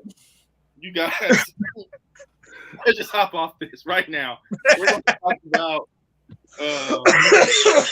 defending my movie. I'm trying to think about something real fast and quick. That's my movie. All right, Stranger Things, you guys. Stranger Things 4. I've been down to talk to you guys about Stranger Things 4 for the people who watch Stranger Things 4 on the stream. I know. Oh my God! I was hoping everybody raised their hand. I haven't had time to talk about it. Nightmare Kid. You watch Nightmare? You watch Stranger Things 4? I'm still like on the beginning episodes. Man, hey, shout out Shape though. Shout out Shape. Shape in the Shadows. We're both Michael Myers fans. Besides Halloween, I'll be right back, guys. Hey, my favorite franchise is Halloween. My favorite TV show, Stranger Things. That should tell you something about me. I'm telling you, Stranger Things is one of the best TV shows. Legit. Bro, definitely. You got to. It's to the point, like, I don't know if you can. I'm considering 11, Millie Bobby Brown, a final girl. In my book, she's a final girl. Like, so I'm telling you this. She's like literally like this with Laurie Strode in my book. That's just my opinion, though. That is just my opinion. Bro, you gotta love 11, bro. She comes through. When you watch Stranger Things and you start to get involved, invested, like, bro, she's so, bro. All I'm gonna say is Stranger Things 4 is by far the best season. Oh yeah. Definitely. It's so good. Oh my. Final episode, I'm not gonna spoil it, but I will say it is the single greatest episode of television ever. Oh, it blew my mind. It was really good. It's shocking. Yes. Stranger Things is like, I'm so ready for July 1st. I can fucking taste it. Like, it's just like, bro, Vecna is so terrifying in my book. Like, I just think him, when you hear that fucking clock, it's almost like, bro, it's legendary now. Like, it's like once you hear that clock go off, it's like, bro, what the? Bro, when he got the craziest one, I'm going to just say this, Shay. So do you plan on watching Stranger Things straight like to season 4, or are you just like checking it out? Yeah, I plan on watching all. Right now, I believe I'm episode 4 right now of the first season. All right, so I'm just telling you this. It's this guy. He's a dumbass. He's following the leader. He's like, hey, my partners is such and such. I'm gonna basically dive in the water and help him. You hear this fucking clock go off, and it's like Superman, literally. It's so, bro. I just wish I could talk. I don't want to spoil nothing. Mm-hmm. Man, Stranger Things 4, bro, is so fucking good. They're explaining stuff. Yeah. You gotta love it, man. It's amazing. I got the comic books. Like, I read the comic books on Stranger Things. Oh, they have comic books? Oh yeah. I didn't know that. Yeah. I knew about like other franchises that had comic books, like Chucky, Leatherface, Jason. So I didn't know Stranger Things had any. These, bro, I'm not gonna let you guys see the inside because it's some spoilers in here. But just know, Stranger Things is going to take a whole different turn, which is going to be out of this world crazy. So this one right here told us basically about what's going to happen in 2. This is one of them. This is the issue 2 right here. It's issue 2. They're very limited too. Oh wow. I go to this comic shops. They sell like NECA and stuff. He knows I'm a big Stranger Things fan, so he kept these behind the counter for me. Let me see. This is not this one right here, you guys. I'm not going to tell you guys what's in this one, but it tells you about what's going to happen with 4 and 5, basically. And I'm going to tell you guys, man, for the people that are invested in Stranger Things, like, bro, you got to watch it as soon as it drops. Man, shit is gonna get crazy, man. All I'm gonna say is what's in this comic book happens, bro. Man, that's all I'm gonna say.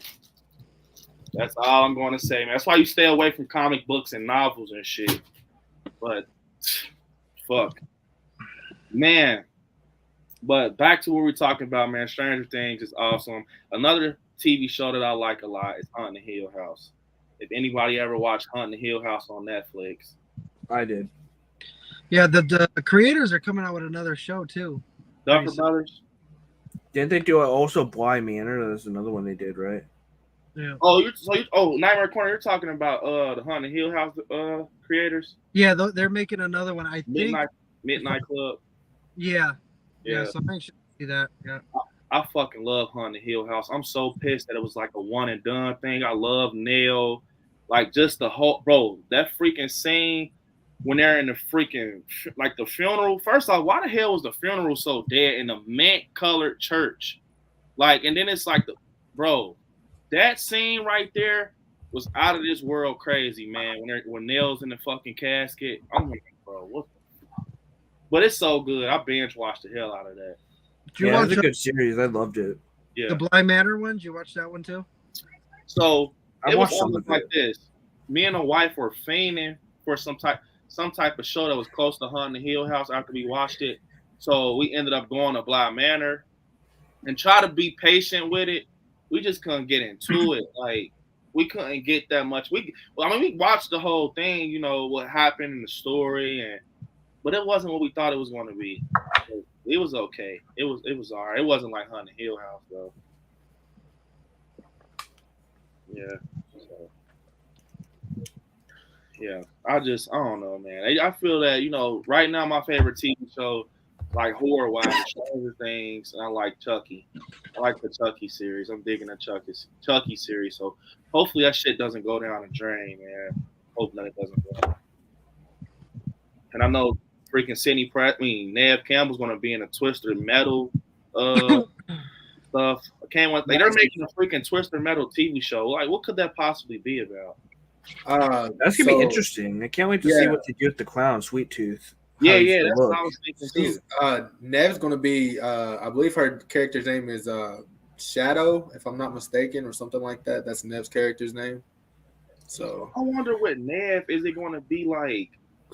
Like, is she going to be like almost like a rock star type of person? Or she's going to be like that calm Neve Campbell, or if she's going to be like, you know, spiky hair and like Mad Max-ish. Like, I don't know. I wonder how she's going to be in that.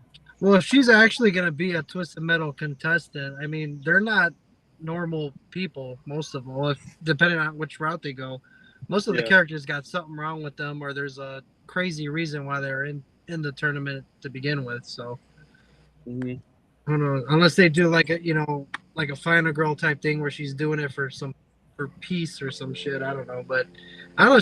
She might surprise us all and play a villain. I would like to see her do a villain. I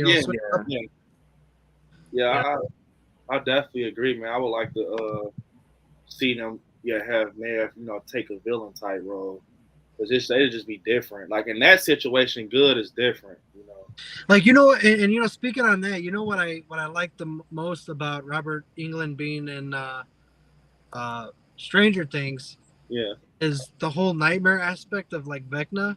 Yeah. Being the one that terrorizes Robert Englund with nightmares. That is like a full complete circle right there, Yeah, like I had a video. I put a video out on. I literally have a handful of things where you see Nightmare on Elm Street. Like, bro, all I'm gonna say is, Duffer Brothers said that they wanted to go for a Nightmare on Elm Street feel because they're huge fans. Yeah. Bro, I would like to see them do a Nightmare movie. Like, bro, same. I would love to see them do a Nightmare on Elm Street the way Stranger Things happened for. Because Vecna, bro, it was also crazy. His theme. Did you hear his main theme? I got when it first rolled, I was like, "Holy shit!" And it reminded me so much of Nightmare on Elm Street. What's Vecna's main theme? When it's the first episode that he's in. Actually, I think it's the first episode in general. When you get to the credits, it plays the full thing. I know they got that one song. It's called like "Not Separated" or some shit. The nod to Silence of the Lambs too. Oh yeah. Oh yeah. Right. Yeah. Yeah. Speaking of Nightmare on Elm Street theme, for the guys who played the Corey, does the Corey's intro theme not sound like Nightmare on Elm Street? Man, that theme on the Corey sounds really cool. Yeah, I swear it has Nightmare on Elm Street elements. Like, imagine like that mixed with like Friday the 13th or something. Exactly. If you mix Friday the 13th with Nightmare on Elm Street and put it together, that's exactly what you would get. Yeah. I feel like, Nightmare. I feel like the Query has like Stranger Things in it, Scream, Jason, like Friday the 13th. But bro, the creature in that game is literally like a Demogorgon. Like, I haven't gotten that far into the game. I actually haven't touched the game since I streamed it. I'm gonna try to stream it some more soon. Yeah, you got it, man. Definitely. Yeah. What I played so far, it was really good. Dude, it's so good. I just finished it, and I'm just gonna say I didn't do well. I did well for like the first 5-6 chapters, and after chapter 6, like you shot that dude though. What's wrong with you, dude? Wait, so how long did it take you to beat Nightmare, look, it's a majority over on my channel, so majority rules, man. You shot Nick? Yeah, I shot Nick. Bro, I'm messing with it because I told him to shoot. Oh, I was like, do it. And then he shoots him, and I'm like, why would you do that? No. I was confused. I'm like, oh, you guys told me to. Majority rules around here. Fucking hell, man. I'm watching his stream. He's doing the bro. He's so damn funny. He's playing right. It's the part where I think it's who is it? Is it Abby? I think it's the character. I think it's the Abby character. She's running. And like Hamilton, I do that too though. Hamilton, what you do, like when they have that option where it closes in real fast with the options, you gotta hurry up and pause it. Yeah, so, all right, you guys, Hellcats and Hellhounds. So what do we do? And then he fucking pauses it and he pushes the wrong option. And his wife, like, oh yeah, oh man, dude. I'm like, bro, they killed me in the comments, dude. They was on me because like honestly, this is what happened. My finger slipped. My finger slipped. Man, his fucking finger slipped, bro. Was like Michael did with Jamie Lloyd. My finger slipped. Oh my fucking god! But no, if you guys haven't played the Corey, that game is I love it. Good. It's so good. Yeah, I'm gonna try to stream it some more tomorrow because from what I played, it's pretty good. Bro, something I was thinking about because bro, when I'm talking to the wife, bro, I think about crazy ass. I'm gonna tell you what I think would be a nice video game. You guys probably will not even think I'm about to say this, bro. I think The Shining will be a crazy ass video game, like an Overlook Hotel. Like, picture this: like you can play like as you can have the role of being Danny, like on his little tricycle. You can explore the hotel, or you can be Jack. Like it will be so oh my fuck, and just have it set up like almost like Friday the 13th. You can have survivors, like and they have like a story mode to go along, like play scenes, like exactly how Friday the 13th set up. Yeah. Bro, it'll fit perfect with Jack Nicholson, and he's like the killer, and you can have like different versions of him. You can even have the version where he's frozen. Like, that'd be cool. My God, that will be, bro. Oh yeah, I'll be so down. That'd be a cool pre-order bonus. Yes. Oh yeah. That would sell too, dude. That would so sell. And then you could hear the music, like when you're loading up that. I'm like, yeah. They're making the same people Supermassive games. They're actually making an Exorcist type game for the series. Yeah, it's called the Dark Pictures Presents The Devil Inside Me. And it's supposed to be like an Exorcist theme game. Dude, I cannot wait, dude. Oh, that sounds interesting. I think I heard about that that franchise actually, the Dark Pictures franchise. Oh, dude. Oh, if I had a dream job, like if I could just pick any job in the world, I would love to work for that production, like that game company, because like the stories, like they have like I think they have 4 or 5 games now, and like each story is so fucking interesting, bro. Where they also did Until Dawn too, didn't they? Yes, Until Dawn, dude. That game. I'm actually about to replay that on my channel because a lot of people haven't played it. And like Hayden Panettiere, that's when I first got introduced to Hayden Panettiere. Was in Kirby plays in it. So you guys, we have an awesome question in the comments, and it's actually I heard want to be in the works. Do you guys want a sequel to the new Texas Chainsaw Massacre? Hell no. I've heard that they actually are working on something, trying to get a sequel for that. Like all they should donate that money to some starving child somewhere instead of making that garbage. It's that Jacob Lattimore in fucking Texas Chain. I should have turned that shit off when I seen Jacob Lattimore fucking being a scout for this town. He's just walking around like he's a construction owner or whatever the fuck he's doing. He's just walking in and he get a whole $150 across his face. And I'm just like, I should have turned that shit off. I didn't know what to expect in that movie, and what I got was just a bad freaking taste in my mouth. Then that to where I do not. To answer your question, Extron Gaming, I would rather see hell freeze over than to get a new Texas Chainsaw Massacre. Man, Ghostface, Texas Chainsaw, like Leatherface was built like that. Since when he was built like that, I'm talking rising out the water. He's fucking running like like he's trying to run full speed. Whole time he's running slow, like he's holding like 10 bags of groceries. Then he fucking throws the chainsaw, and he's picked this old lady up, throws her in some garbage bags, which she's supposed to be dead. Like flings her like a fucking doll. And damn, the end was the cringiest shit ever. She's in the Tesla, and she's just like, you had to put a fucking Tesla in there.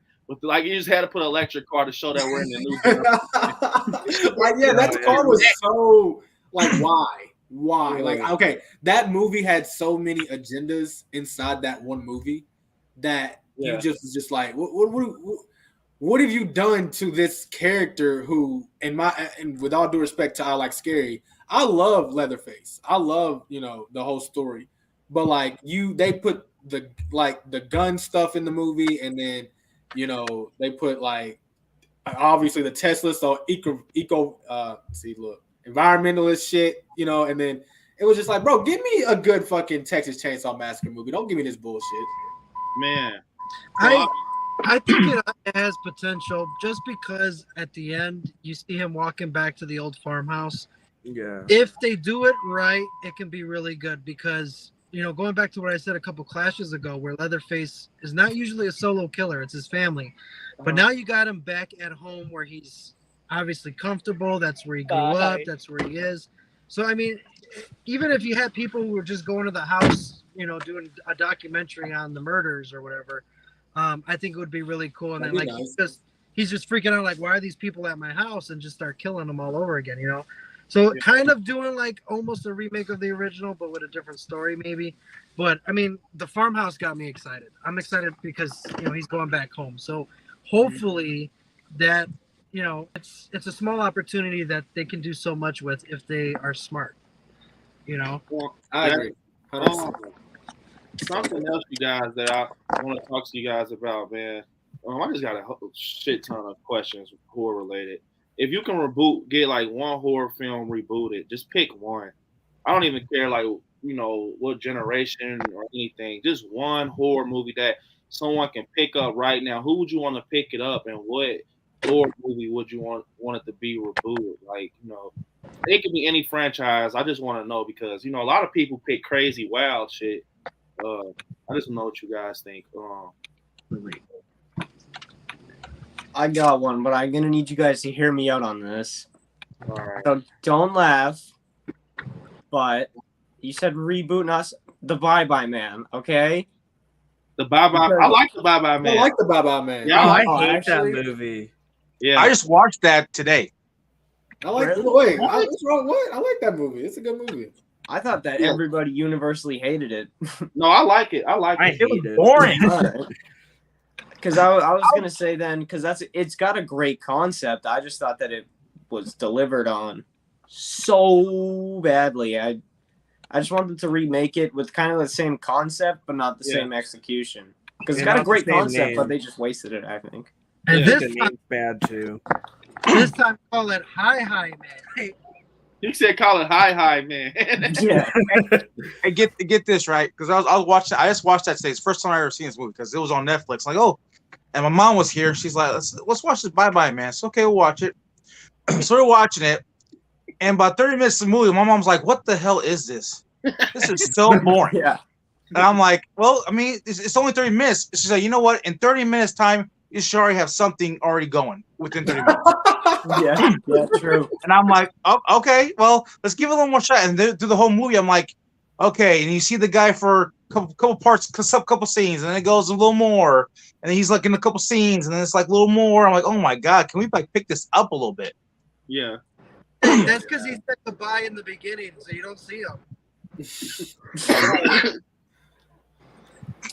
That's a good one though. It's like because the concept is so good. It's like the more you think about him, the more you say his name, the stronger he gets. Like you could make a legitimately all-time classic horror movie with that concept. Yeah. Like that concept is as good as something like A Nightmare on Elm Street is, but just the movie I think that they gave us. Change his name and maybe change his appearance up a little bit, make him look less generic and more like give him like a more unique appearance. That makes sense. Yeah, I agree. That's what my mom said too. That this Bob Man seems like a knockoff of Nightmare on Elm Street because the more you fear him, the stronger he gets. Same thing with Freddy. The more you fear him, the stronger he gets. I see what I want to play is getting at though, because there's a lot of movies I see too that had good concepts, but because someone somewhere just was stupid or they didn't have the money, it flopped.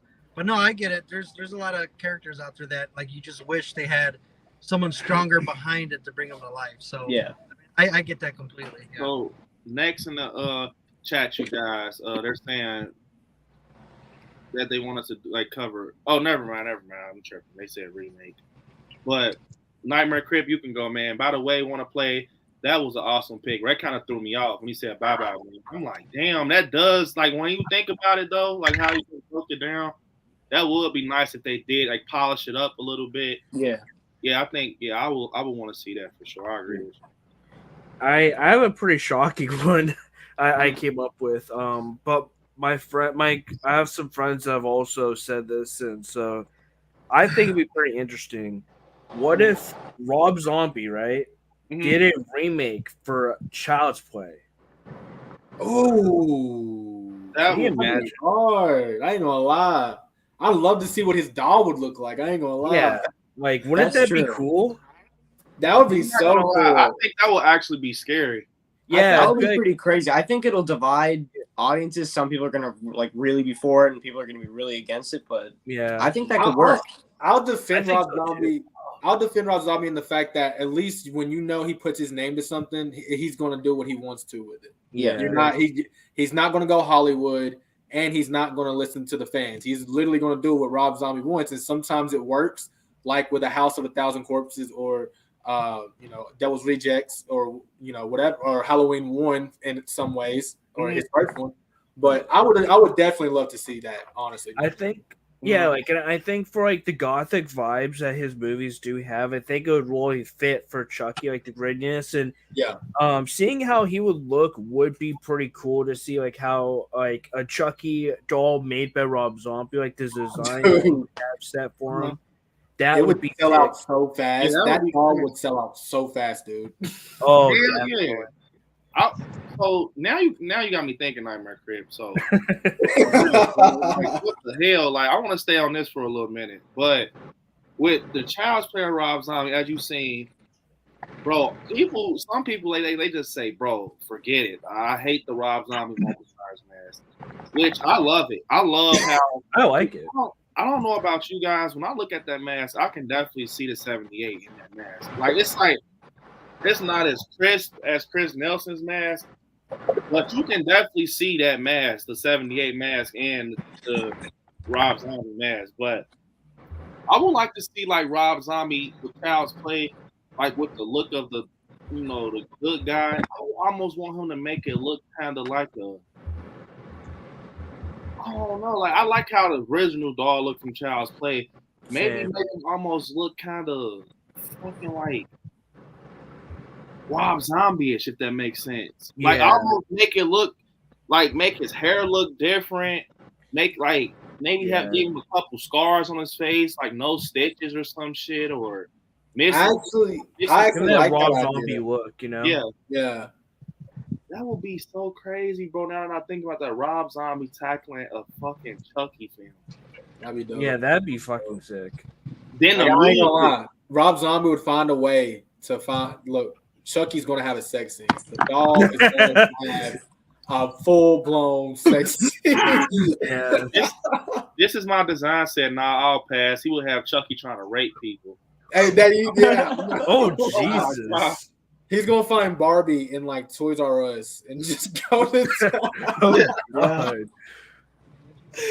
Oh man, no, I think that was hell. You didn't want to play so far, bro. Those answers was out of this world. I'm damn near still thinking. Man, I don't want to answer this question no more. Y'all did really well. Shaping the Shadows, man. Top that. Well, for me, I don't know if I'll be able to top it, but since they're already remaking all the Stephen King films like It and Pet Sematary, I want them to do Silver Bullet. Oh, Silver Bullet. Yeah, I like Silver Bullet, man. That'd be a good. And I could see them doing that honestly because they're doing so many Stephen King movies right now. Like they're remaking all of his movies, like not remaking, but like doing his stories. They're making a lot of them. Yeah, definitely. Yeah, Silver Bullet would definitely be a good one. I agree, Shaping Shadows. Silver Bullet. Because I feel that, so I was just over my friend's house, and it's this new, I don't know if you guys heard about it, it's this new werewolf movie called Cursed. And, a lot of people they're wanting a new werewolf movie because we don't get them anymore. So he's like, man, you got to check this movie out called Cursed, right? So the story about it is basically that they get these teeth. They're like literally like gold teeth. They have like a spell engraved in the teeth, and they fucking bury the teeth in the dirt. Now I want to say that I don't know. Maybe I'm kind of wrong, but I guess the boy, he's like a teenager. He gets bullied or some shit like that, or something's going on. Like something literally goes down to the point it's like, bro, I have to do this. There's no thinking about it. He digs up the gold teeth that fucking are cursed, and he puts them in his mouth. It turns him into a werewolf. Like his fangs and shit come out. And I'm like, you guys, the werewolf has no fucking hair on him. He's butt ass naked with a fucking egghead. And it's like he's just jumping around like a fucking hyena. I'm looking at him like, so this is a werewolf movie. He said, yeah. So I'm looking at the wife. We're both in this living room like, this is a fucking elephant. This is not a fucking werewolf. It's butt ass naked, you guys. Not a lick of hair on it. I'm like, bro, you have to have hair on a fucking werewolf. You could have just called him the creature that comes out at night or some shit. Don't call him a werewolf and he doesn't have a speck of hair on him. He's bald as hell. He looks like a Demogorgon with big ass teeth. It's called Cursed. It just came out like last year. It was in theaters.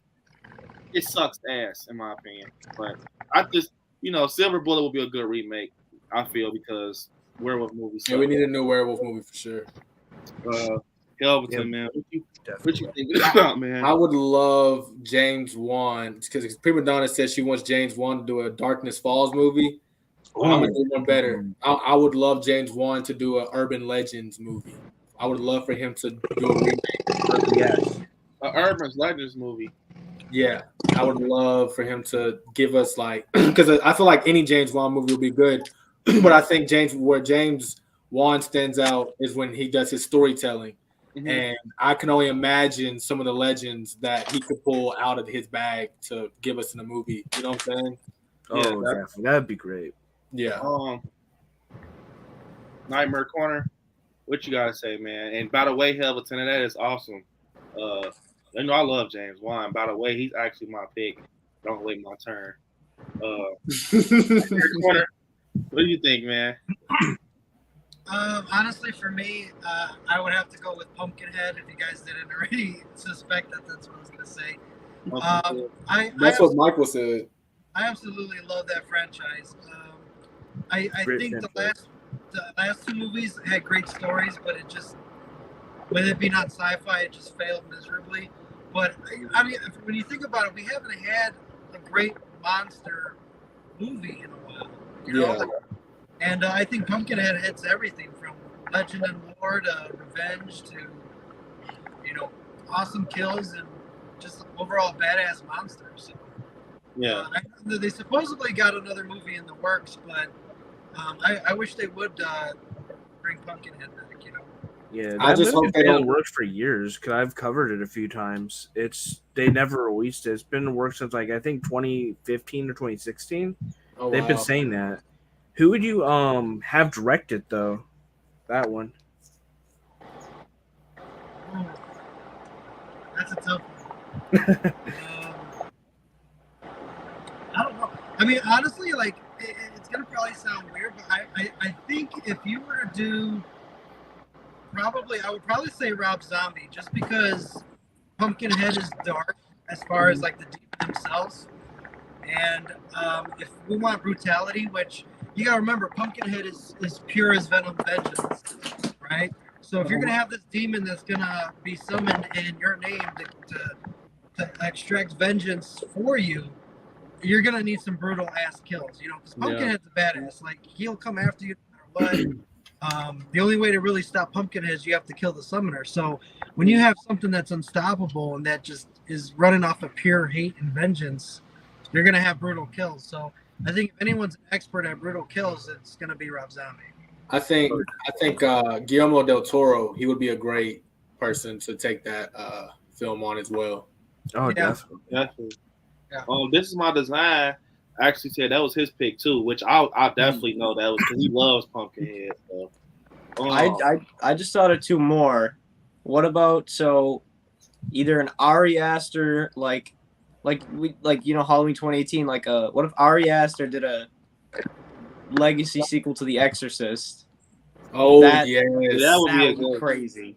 Yeah, that would be that or if Jordan Peele did a remake of Night of the Living Dead. Oh, yes. That's a good one right there. Both of those are godly picks. On the first one, I've heard, I don't know, but I've heard rumors that they are trying to bring The Exorcist back. Yeah, they are bringing The Exorcist back. I heard about David that. Gordon Green is doing it. Yeah, Chris Nelson actually is going to be doing the work for the Linda Blair character. And I've heard rumors that the girl who's going to play The Exorcist is, I don't know if you guys have seen the Tom and Jerry Life movie, like the Lifelike movie. I've seen clips.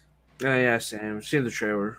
Okay, so what about have you guys seen a rebooted Carrie, like the up to date? Yeah, unfortunately. The one who plays Carrie is Chloe Grace Moretz. Yes, I've heard she's going to play the role of Linda Blair. And what was cool? Yeah, that's what I heard. I heard that it was in a group. Someone had put a picture up. I don't know. Take it with a grain. What was one of Play's second pick that he put on again? Jordan Peele, Night of the Living Dead. Yeah, that right there. I feel like Jordan Peele would be a beautiful because of just think about it. What the movie was back then to where we are now, he would do that film so great. Exactly. He'd be and he'd make it so creepy too. Oh yeah. Oh man, dude, I would have so loved to see that. Yeah. Hey, it's fucking crazy because we have craving something scary in the house, and this, no fucking lie, was what I was about to say. I was about to say James Wan, Nightmare on Elm Street. And he dropped the mic. He just dropped the mic on. Wait a minute. The reason I say that because I was gonna say that because bro, with Freddy Krueger, he has like the dream sequence and how he can, when you're in his world, crazy shit happens. Almost similar to like The Conjuring, and people end up transforming to like rotten looks, all type of crazy shit.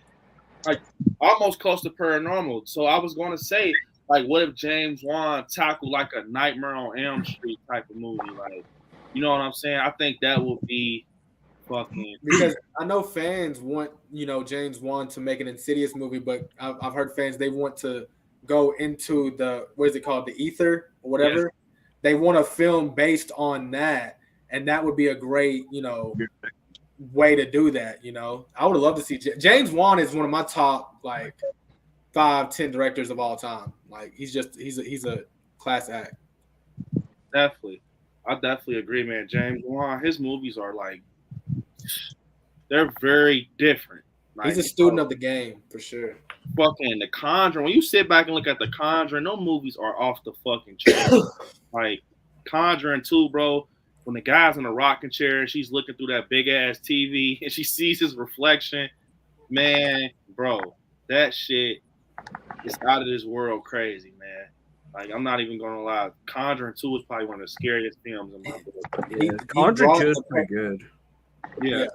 He brought the paranormal back, with The Conjuring, Annabelle, Insidious. If I'm not mistaken, did he do the Paranormal Activity or was that Jason Blum? What, you say that again? Who directed the Paranormal Activities? The first one, at least. Was it Jason? I think it was Universal. I forgot. I think that Jason Blum produced it. He produced it. Okay. I don't think he made it though. Something. I forgot who made it. But all those, I think James Wan, he just for real, he literally brought paranormal back. For the longest, it was slashers. James Wan brought the paranormal scene back to where it was. Yeah, I just wish he'd make like a Dead Silence 2. Oh my god, dude! Don't tease me. Don't tease me. Like, dude, Dead Silence 2. Like, talk about like, man, like people don't understand. Like, that is like literally one of my favorite puppet possession movies, like spirit movies, like ever, because like he was terrifying. Mary Shaw was terrifying. Like when people like said the poem around me, like I was a teenager when that shit came out, right? Or and people would tell me the Mary Shaw shit. I'm like, yo, chill the fuck out. Okay? That movie freaked me out. I was like in elementary school when that movie came out. It freaked me out. Okay, yeah. That shit was like, yo, I can't do this shit. I can't. Nah, Mary Shaw, I'm good. I'm not scared. I always wanted a film to be done like, okay, Frankenstein. I don't want Frankenstein to be how he is, right? It's a way that I want Frankenstein to be. Like, I almost want a person like David Gordon Green to do it, like, but make it to the point I want Frankenstein to be almost like a Michael Myers, like not with a knife or nothing, but make him like this character that's still giving that stiff ass walk, that zombie type of walk, but make him like Michael Myers for some reason. Like, I feel you don't want him to be friendly. You don't. No like, friendly. Hell no, not friendly. No, yeah. Still want him to be big as hell, but I want him. You guys, this is gonna be crazy. I want him. Fuck coming out Halloween night. I want him to come out the whole Halloween season. He only comes out like a Halloween season, and he lives in this old ass abandoned Addams Family type of house like that. It's like in the woods somewhere, and it's always locked. But he just decides to come out every Halloween, and he just terrorizes neighborhoods and shit. He's still big as hell, almost like Michael Myers, but I want it to be Frankenstein, but have him look crazy, like almost like some greasy ass hair, still have the screws in his head. And like, I want him to have like ripped clothes and shit. Like, I don't know. I just always thought that'd be cool to bring Frankenstein back. in like a Michael Myers type of way. No knife. Maybe give someone like Frankenstein a sledgehammer. Hey, that would be a good murder weapon. Frankenstein with a sledgehammer. I'm down with that. I think that would be crazy, bro. You need to watch Victor Frankenstein. Then I think you'd like that one. It's with Victor Frankenstein. That's with Daniel Radcliffe, the guy who played Harry Potter. Yeah. And it's like an origin story of Victor Frankenstein. And you get what you ask for in that movie. What you're asking for, you get that in that movie. So watch it. Let me know what you think. And I that'll give you the premise on like a taste of what you're looking for. But I see where you're going with that Frankenstein as an actual monster. Versus, yeah. But yeah, you'll like that movie then. I'm gonna have to check that out. Yeah, the ending part of it is pretty good. Oh yeah, definitely have to check that out. And something else, another question, guys. Let's keep this going. If you can get 2 horror movies to cross over, what horror movies would it be? If you can pick 2 horror movies to cross over, like it doesn't have to be like a versus movie. I mean, it could be. That would make it more cooler, but something that like you think they can cross over in the same universe, and you know what I mean? What do you think? What you guys thinking, man? Or is that too hard? Is that too hard? I know it's hard. That's very creative. I like it. That's very creative. Yeah. I definitely think about that one. I got on my channel a whole series of like these, like it's called pretty much called Who Would Win, and it's just like, I guess it's like who would win in like these dream fights. I got a whole bunch of them. Carrie versus Charlie from Firestarters one. Hannibal Lecter versus John Kramer, the Pumpkinhead versus Xenomorph, Pinhead versus the Tall Man. I got like a whole playlist of them. Freddy versus Candyman. Damn. Any of those, really. Man, I would like to see like almost like a Chuck. I always wanted to see like a Chucky and a Freddy Krueger crossover. Like, that would go to see like Robert Englund and Brad in the same movie. That'd be sick. Think about it like this though. The way I would like it to happen is like Freddy comes in his kid's dreams. He's almost like the kid's age in the TV show with the curly hair. He's about his age. Jake Willer. Yeah, and you guys, he's terrorizing, right? But think about this, you guys. His comfort toy when he has these nightmares is Chucky. Like his comfort toy is Chucky. Like his good guy is what makes him happy. But he finds out that it's Charles Lee Ray. And it's like whole time Chucky is trying to possess him. But every time Chucky tries to possess him, guess who comes and just fucks it up? It's like Freddy comes, it's like it happens, and it's almost like it begins beef between Chucky and Freddy. And it's like basically like how Freddy versus Jason is. Like that was my kill. You know, like, and they're both comedic as hell. So that would be crazy, bro, I think. Chucky and freaking Freddy Krueger. That would be pretty sick. Yeah, that's my problem. Jason versus Michael. Man, that's one that a lot of people want to see. I think that'll only be one good if it's like duke up. You guys got to get that off your chest, bro. Duke it up. I like this one. I'll go next, and I'm gonna steal somebody's. War Fanatic says Jason Voorhees and Victor Crowley. Fuck yes, that would be great. Mic drop, boom. That like, dude, could you imagine Kane? Whoa. It's kind of hard because you know Kane Hodder. It's kind of hard, but just imagine there's a reality where there's 2 Kane Hodders, right? And they got together in one movie. It'll be so fucking, dude. Oh my god, that'd be so fire. Yes. Or something funny like, what if Michael Myers pulls up in Christine? Oh. Like, what if Michael Myers pulls up in Christine? Like Speed kills. Like, bro, see, I think about shit like that. What if in 78 Michael was driving Christine? They were like, Speed kills. The whole time we thought Michael break. No, it was Christine breaking the car. Man. He didn't want to break. Like, who the fuck are you talking to? I run all you guys over in Haddonfield. Like, shit like that. Like all his mom. See, man, I think stuff like that is so crazy. Like, if I was like a director, I would make all my monsters connect in some way, shape, or form. Like with John Carpenter, same. I will make like Michael. Like I would have like Michael driving Christine in '78. Like, and then we make a movie about Christine. Like, I don't fucking know. That's what I tell you guys with the Silver Shamrock theory. For Halloween ends, bro. I think that would be possibly cool. Like, trick or treaters wearing a mask and ends, and then it goes off to a different story where these fucking masks are killing. I don't know. That's a story for another day, man. Well, I got one more though. How about Leprechaun versus Chucky? Ooh, yeah. I've heard that one a lot. A lot of people want to see that one. Yeah, I will, because they're short. That's why it is, because they're so short. Yeah. The thing is, though, is that Leprechaun would whoop Chucky. Whoa, hold on a second, guys. Hold on. Because what I mean, He's Chucky's a doll. Leprechaun's like this immortal being that can like we saw in one of the movies. He just like looked at a dude and blew a hole through his chest. I mean, come on. And I mean, as freaking Nightmare Creep, he already has the brain for it. Slappy and Chucky.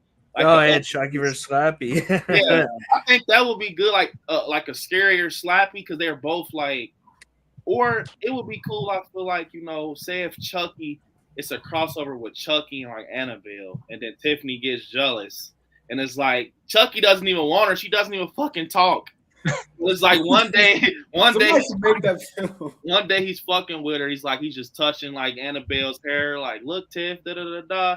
And Tiff ends up breaking the face of Annabelle, and then Annabelle starts summoning Crooked Man and shit. It's like Valak, and I just think about all type of shit. Let's stop talking about this shit. I think people think we're fucking crazy. Wait, I got one more. I want Tim Curry's It versus Bill Skarsgård. How you say his last name? Skarsgård. Those two, I want them to go at it. That'll be like, say like there's a situation where they're both in dairy and they're trying to get as many kids as possible, and then they have to face each other. That'd be so dope. Yeah, I just came up with an idea too. That made me think of something. What if Art the Clown versus Michael Myers? Ooh, that would be so sick, because I'm not gonna lie, all jokes aside, I can just see Michael Myers like just tossing him around on the ground, and then Art the Clown gets up with his fucking horn, just plays with him. He thinks he's thinking everything's just funny and stuff. Yeah. He's joking. Michael is just tossing around like a rag doll, but Art the Clown doesn't care. He's scraping his elbows and shit. He's riding tricycles, and Michael just walks. Yeah, I think that would be cool. But. Yeah. Do you guys know the Killjoy series? Yeah, I've heard about it. But Art the Clown versus Killjoy. I think that would be great. That would be cool. That would be great, because they're both gruesome clowns that like their kills are freaking, man. I'm telling you, that'd be great. So what is Killjoy? What is that? I heard about it, but Killjoy is like a low budget. He came out in like the early 2000s. He's like a low budget film where he's like a serial killer clown. That's like you can probably explain it better. Nightmare. Yeah, you can. Yeah, he's like a demon. He's a demon, and he's summoned. And it's actually made by Full Moon, the same people who do the Puppet Master movies. Yeah, they do horror conventions in Tennessee all the time. They host them. Damn, I heard of Killjoy, but I never watched it. Yeah, check it out. It's it's a low budget film, but it's very good, especially the clown. Yeah, the first one, it's so bad it's good. It had like some like guy that I think his name's like Angel. They had him play Killjoy in the very first one, but the rest is played by someone named Trent, and that version of Killjoy, in my opinion, is way better than the first. Yeah, Trent Haga is his name. Yeah. But yeah, check it out, man. And it's one of those movies that you just like you put on and you're like, damn, what was this? Let me watch the second one. Then you watch the second one, you're like, okay, this is actually pretty good. Let me watch the third one. Then you watch the third one, it's like, damn, okay, I gotta keep going. Like one of my favorites one is Killjoy Goes to Hell. That's one of my favorites. Killjoy Goes to Hell is my favorite. I'm gonna have to check that out because I saw a picture. He looks crazy. Like this shit looks. He looks like Jack from Halloween Horror Nights. Yeah, I wanna check him out. But definitely check it out. Definitely. I've been asking a lot of questions, you guys. Man, you guys can ask some questions, man. I'm open. We're just the class, man. You guys can ask any questions, man. You guys can, if you guys have any questions you want to ask about horror movies or something you want to get started. I have a question that you asked on your stream the other night. Your top moments in horror history. I want to hear your guys' thoughts on that. Top moments in horror history. Like the most iconic moments, iconic scenes. Well, mine is it's already there. Like number one for me is when Michael kills Judith. We like that right there was gonna always be iconic because it's like I don't even know how to explain it, bro. Every time you see that, the moment you see him open the drawer with the knife, it's like, yep, this is Halloween. This is how this shit started. And the reason I say it's like the most, one of the best moments in history because look at how it started and how it's ending. Look at the elevation and the improvements they've done to make us love this character even more. Like that's what makes it like iconic. They started with just fucking a kid. When you look back at 78, that fucking scene is so fucking grainy and just. But the only reason we like it is because it's history. Like it was created Halloween, so I like it. Yeah, definitely. That's not. And then knowing the backstory to Deborah being her playing Michael and that being her hand that's killing Judith. It's just like you said. I don't think that's Deborah, man. It's not her. Am I mistaken again? Maybe I'm tripping. I don't know. Hell, I watched Thing with Two Heads, and they had this big ass debate about. I swear I watched a documentary where she said Yeah. she was behind the mask, or she was not behind the mask, but that was her hand. Yeah, you're right. That was Deborah. Apology. No, you're good, bro. No, you're right. That was Deborah. But it's something going around in the air now where Michael's holding a girl in 78. Or, matter of fact, no, it's when Michael's across the street. You can see him standing by the house, like the silhouette of him. People were saying that was Deborah. That wasn't Nick Castle. That's why it looked like it was it looked like a female kind of. But everybody's going ape shit over. I don't know if you guys seen that was Deborah. I'm telling you. And I've seen it's crazy. Yeah, it's like, bro, crazy. So what has it been confirmed if it was her or Nick? Bro, Sean Clark says he has these exclusive photos from 78 where Nick's in the backyard and he's like doing these funny ass poses, but he can't release them because it's not his photos. And that would just shut the whole situation down. But I don't know, man. Tommy Lee Wallace had started. It was some shit when they had interviewed him. He had brung something up in the air where they said like Deborah, she was playing around putting a 78 mask on a lot, and she had put the costume on. And they were like making jokes and shit about her because she looked funny in it. But they were saying that, yeah, she was in the fucking, that was her. That was her. But I don't know, man. Like One of Play said, that shit is crazy. I love Deborah. She literally, I feel like sometimes she doesn't get enough credit. John Carpenter gets most of the credit, but people tend to forget Deborah. That was half of her, making. If it wasn't for her and the inspiration that, she gave to John Carpenter, as a film writer and a co-writer, and as a basically in their relationship, Deborah for sure needs to be down in horror history, in my opinion. Yeah, definitely. That was mine. Number one for me was the 78. Was opening scene for 78. I'll go next. My most iconic scene has to be. See, I said I'll go next. I even got mine ready. Okay, I'll say it. My most iconic scene for me has to be one of the most iconic scenes, not the one of them, was Johnny Depp's scene in Nightmare on Elm Street 1 when his death scene was. Because that was the first Nightmare on Elm Street that I was introduced to, and to see that scene and to see the behind the scenes of the, seeing all the blood splatter throughout the room and how they did that was just fucking amazing, especially for the time period and the special effects that they did back then in that time period. It's just iconic to me. Love it. And the thing about that scene is that it got blood all over his bed. Who would have thought 40 years later there'd be other human waste on his bed? That's crazy. Oh God! Not an Amber Turd joke. Oh Lord! Man, the dog stepped on a bee. She's fine. Oh, that's fucking. You guys, I have to do this. I told myself I was going to do this before we continue. This is for the channel members, you guys. I made this for you guys. I appreciate the channel members that I have. I made this little video for you guys. So here we go, guys.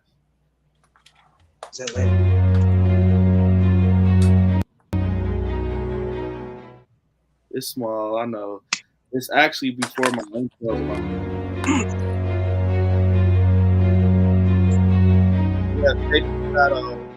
We have Hunt for Entertainment, and we have Carrie Crave Cinema. And yeah, there are channel members, and I appreciate you guys for being channel members, man. It's something small. I just throw in there. It helps the channel out, man. Thanks, Shape. Wait, Shape, did you see the video, Shape? I was trying to get everything switched around because they're going to bed and stuff, so I had to try to get everything moved around, and I get out of the bedroom. All right, well, this is for the channel members. I don't know if Carrie's still in here, but I made this for you guys. Just I'm gonna throw it in here and there when we need. Hey, Shape of the Shadows and Hunting for Entertainment. Why, you guys, your stream yard does this like a glitch.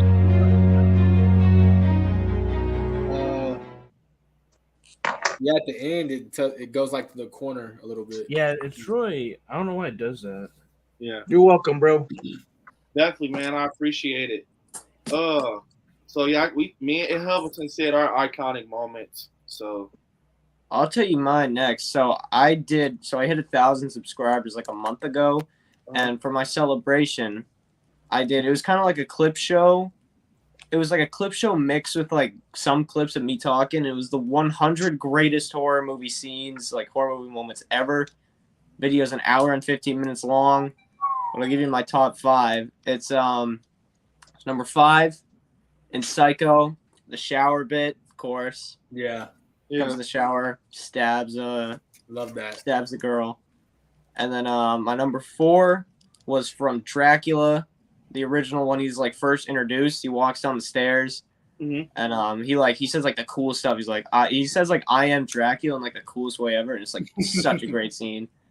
Number 3 from The Ring, Samara when she comes out of the TV. Yes, that's perfect. And then number 2, End of Carrie, where she like burns her high school.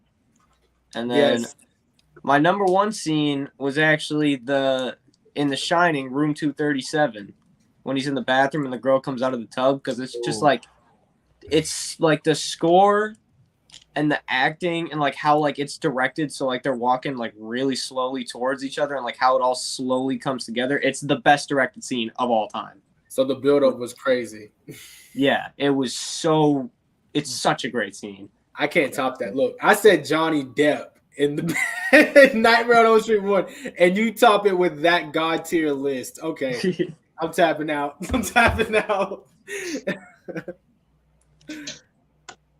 That's a great kill scene though. That placed top 20. I remember editing. Oh yeah, for sure. Definitely. I actually wanted to do something like that, but I know you guys are probably gonna get lit on New Year's.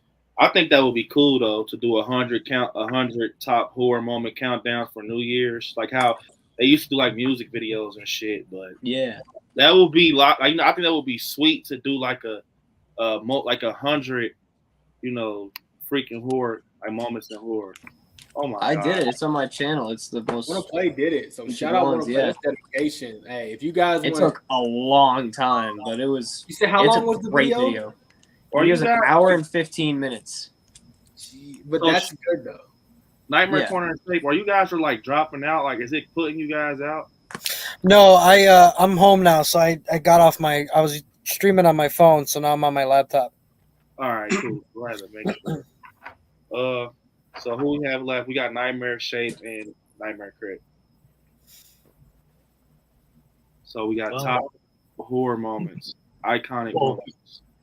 Well, one for me would be Juke Myers. Yeah. 2 is going to have to be when Dr. Loomis went out the balcony to see Michael gone.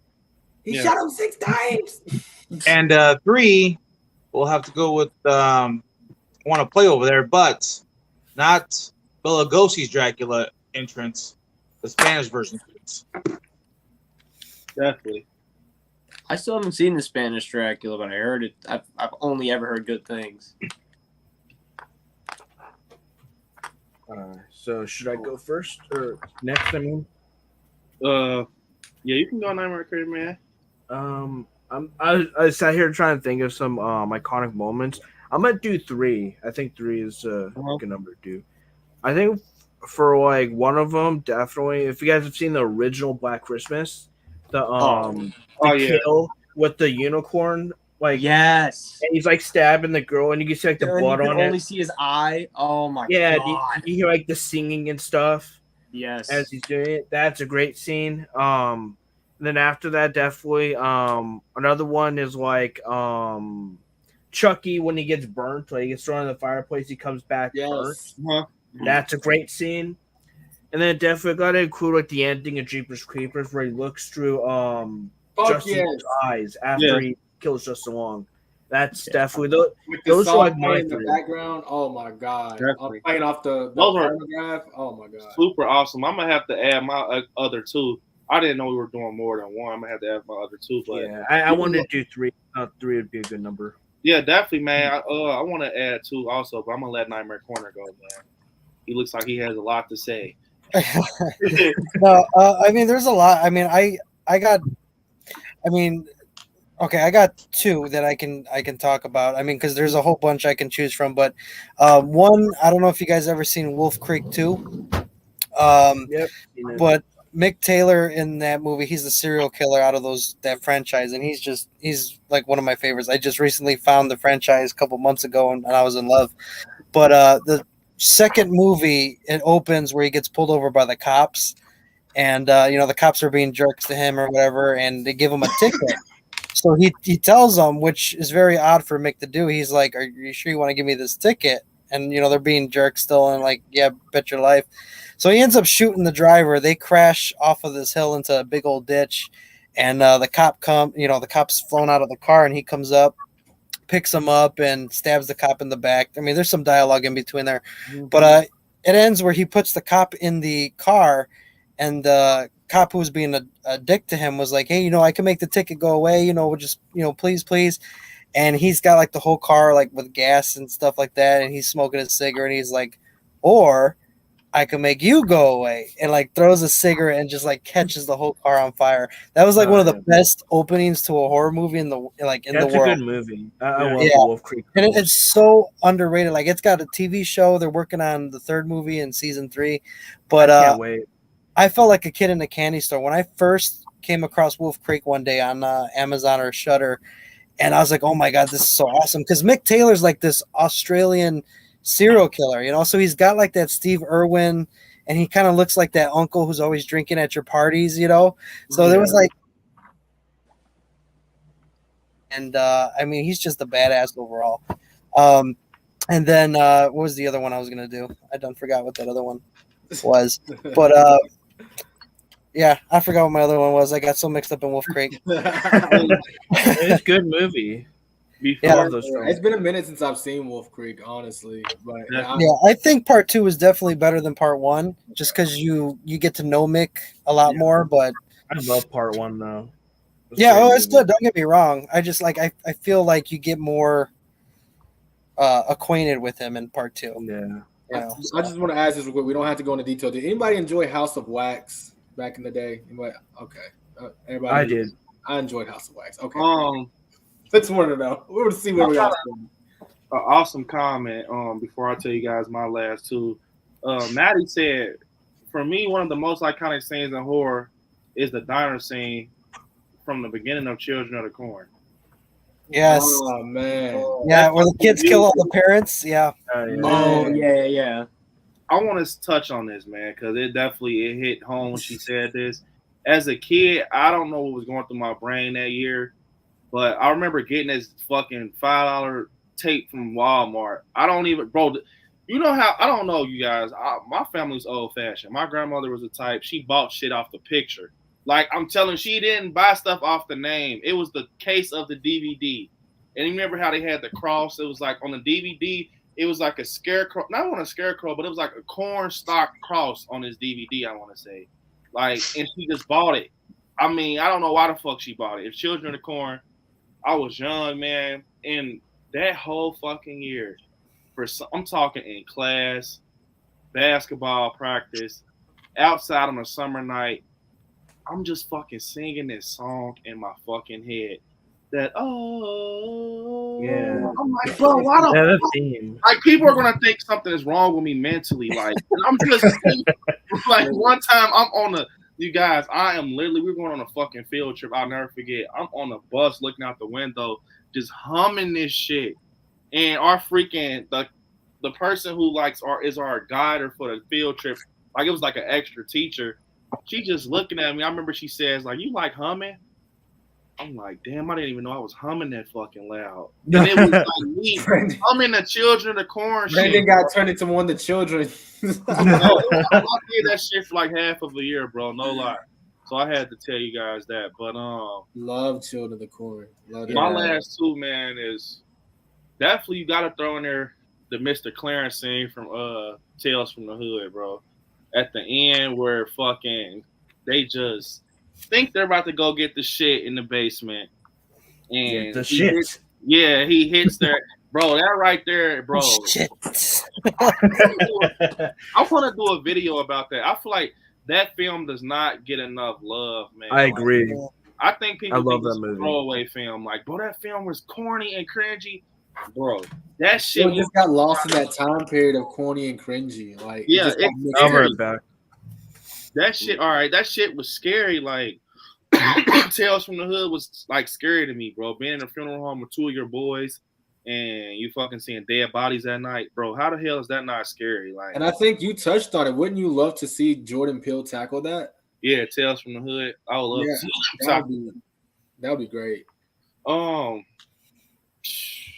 Chucky, Child's Play is one of the most iconic scenes. I'm back. Wait, for what? Wait, what about Chucky? He said, wait, Chucky? He said, what Chucky? What about Chucky? When he she's checking the batteries, man. Oh yeah, I was about to say. I forgot about that. Yeah, I forgot to bring that up on mine. Bro, speaking of that, you guys, I actually just did the Child's Play filming locations. Bro, when I went to the fucking building, bro, it's different, bro. That shit is different when you're like standing in front of that. Like, and I try so hard not to fucking trespass and be that guy to trespass. But it's like, I don't know when this next time I'm going to be in front of this fuck. It's called the Brewster building. That's the building that Karen runs out where she's looking for Chucky, goes down the elevator and shit. I wanted to go because I literally went in there, but it's like for residents only. Like you can't go past the elevator with the golden B on the black gates. Oh damn! You can go to the 8th floor so bad. Can you not follow somebody in? 8C. Can I see in your living room, please? Like I just want to. I wanted to do that shit so bad. Okay. I don't know, but it's different, man. But I'm gonna knock on their door. I'm like, yo, let me in. I know Nightmare Corner wants to do those film locations. Let me tell you something, bro. That shit was a pain in the fucking tail. And I done did like Halloween Kills, Scream, fucking. Yeah. Well, you're in the city, and that's one of the things. One, the gas, and then two, you got to pay to park down there. I mean, just alone where Karen's work is at is a pain in the ass just to find somewhere to, because that main street you got to either park in a parking garage or you got to like pull over with your hazards on. So I mean, it's gonna be it's a pain, and that's one of the things that have kept me from doing it. But I mean, maybe one day I'll take a train down there and then just take a taxi or something and go everywhere. But it's dangerous too. I'm from Cincinnati. Oh yeah, it's bad. Like I that's my first time being in Chicago, so. That part, I'm telling you where it's dangerous at. That part where Chucky blows the house up and Andy's there. I went there, you guys. I'm fucking literally tripping. Now that my wife tells me, it like sits me down. It's like, you literally, I even had some guy comment on my video today. Was like, hey, man, you got balls for doing that. Like, I didn't notice it until I noticed it. Like, I'm walking in one of the worst parts of Chicago with a fucking good guy dog on the street. Like, you know what I'm saying? Like, and people, look, though, I'm doing it, right, you guys? And people are like, walking up to me slowly.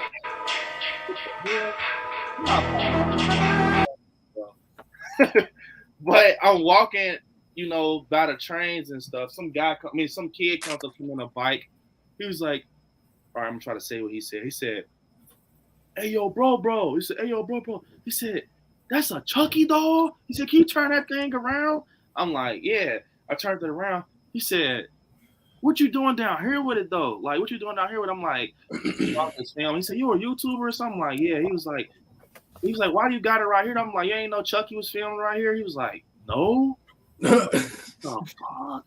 Like, you know what I'm saying? And the school that Andy skips out of is actually a freaking school. I'm recording, trying to be safe as possible and not have, alarms going off. Like, we have a trespasser outside. Get the kids back in the classroom. I'm trying to be so safe, you guys, and record. And I see this lady come out of the classroom. They had like these weird ass doors. She's literally looking at me like this. I don't know if she thought the fucking windows were tinted or something.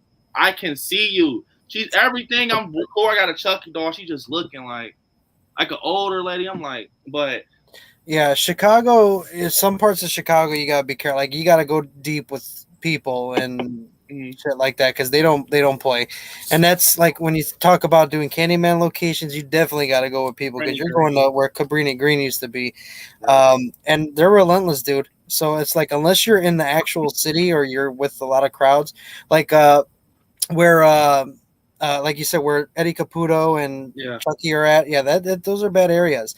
And I'm thank God you're safe and all that other crap because mofos would have took that doll and took off, So I definitely.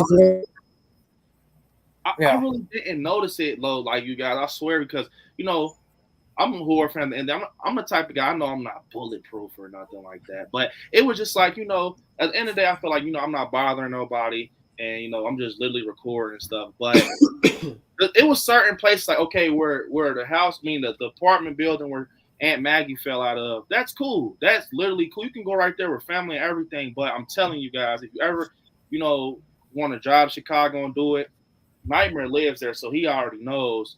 And Shape is in Illinois, but bro, that part where be safe, I just got very lucky, I feel, now I look back on it, where Andy gets off the train and he's walking like, bro, I wonder if Andy was scared as a kid. I know it was a movie, so they had protection on the set, but when he's walking under the freaking bridge with the good guy and it's all those homeless people and stuff, in that alley where Charles Lee Ray runs out of, all that shit is dangerous. And by the way, the store that he goes in, Charles Lee Ray, it hasn't been open since the movie fucking came. It was abandoned. Some guy works in there now. He sells all type of IMAX cameras, and I'm recording. He just I swear it's like a movie. He's creepy as hell. He just opens the door. He's like, "Come in." I'm like, "The fuck? That's a way to tell me to come." But I'm like, "Okay, I'm gonna just take the opportunity." He's like, "Come in," and he's like, "You do YouTube?" I'm like, "Yeah." So I already know where it's going. He said, "You want any computer, any camera, any phone, you go." So I'm thinking he knows that Chucky is famous. He sees me walking his store with a good guy. I'm thinking he knows, that's why he tells me to come in. So I done recorded about 15 minutes of footage in his store. I'm like, he said, "So what's the deal with that?" Like he was like, "What's the deal with the Chucky doll?" Like, I'm like, "No, this can't be." I'm like, "You didn't know where your store is that this is where Child's Play was filmed." He's like, "Chucky?" I'm like, "Yes, right here." Like, I even showed him a part of his store where Charles Lee Ray he falls into the wall and he's crawling and shit, running from the cop. He's like, "No, maybe I have to start charging people." I'm like, "See, there that shit go right there." It's just like, why do you gotta charge people to step foot in your store to record for a horror? Like, why do you gotta be that guy to charge somebody? Oh yeah, they see dollar signs and they're like, "Oh, I can milk this." Yeah, like. But here's the thing though, like how you could be a dick and say, "Oh, I'm gonna charge people," but realistically, how many times are you gonna get people that go film a filming location? You know what I'm saying? Like how I can see if it's something like the Freddy Krueger house, people are constantly going, I can see that, but I mean, not dissing Chucky, but who's gonna go to Chicago and you know what I'm saying? Like how often does that happen? So it's it might work if he makes a Chucky themed store, but even then I don't know. Like that's the only time I can see that working though. It was just very hard, and if I didn't have help from the wife, I would have probably quit at Nightmare. I wanted to tell you that because right there where Karen, where I was about to quit, you guys, and I'm not the type of guy to quit, but we're right there where she works. It's a Target now. Yeah, I literally circled the fucking block about 15 times. It's downtown Chicago. I'm like, I need to get this. I will do a drive-by with my camera. Pull over there. Like, I would do it, and it's not working. So the wife's like, jump out. Just jump out. So I'm in traffic. If you look on that video, I'm literally like, I have to step on a curb, bro. Like, literally by luck. And I'm like, I should just quit this shit. Because then, bro, I go to the police station. It's terrible. That's why it's not too many people. If you go look up Child's Play filming locations, it's about 4 people that does them. Probably like 4 people, 5 people, because it's that hard. Like, I can't even believe that. Yeah, and drivers downtown in the city, they're crazy. Yeah, so it's really hard. They don't care. There's like no rules of the road in the city. Like, they'll run you over, they'll hit you, they turn. Yeah. It's crazy. I don't like driving in the city for that reason, because one, I have a Jeep Wrangler. Like, if you hit my Jeep, I'm gonna fuck you up. Yeah. but two, it's like it's so aggravating, because then you get congested, and so they don't stop at red lights in Chicago. Like, no, they don't. They don't even pay attention to the little walk light. Yeah, I'm like, bro, what the? Like, it's the driving is so. I go to look, you guys. One more thing I'm gonna say about the film location, we can move on. I go over there where fucking Andy's like, Chucky's here, he's gonna kill me. That little prison thing where I go over there, and man, I'm at a red light. The person behind me, dead ass, zooms through the red light and almost caused 2. I'm like, bro, what the? And while I'm recording, someone does it again. I'm like, that's my cue, man. I have to fucking go home. I have to go home. Bro, you can tell at the end of the video, I'm like, all right, I like scary, bro. This is the end of the video. This is Child's Play. I'm out. Peace. Like, I had to get the fuck out of there. Like, bro, I'm like, this shit is crazy, man. I had to, man. And I guess nobody knows who Chucky is no more. They're like, oh my God, is that Chucky? Like, yes, motherfucker. Watch a movie or something. Like, but man, that's insane. That's some crazy shit. I wanted to tackle Candyman, but I got a guy out there.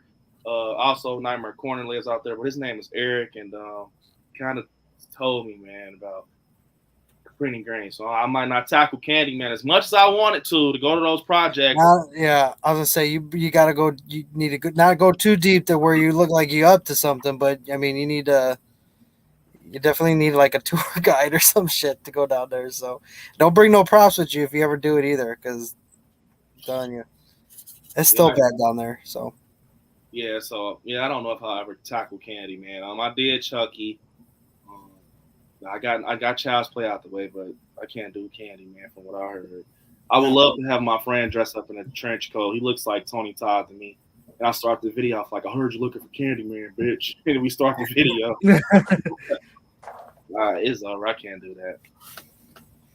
Yeah, I'm not going to do it though, man. Just had to tell Nightmare that, man. When you do Chucky, just make sure you're ready for it. This is hard. The hardest location I ever did. Out of all the locations I did, that was number one. Yeah. You can't pay me to do that again. Oh, damn.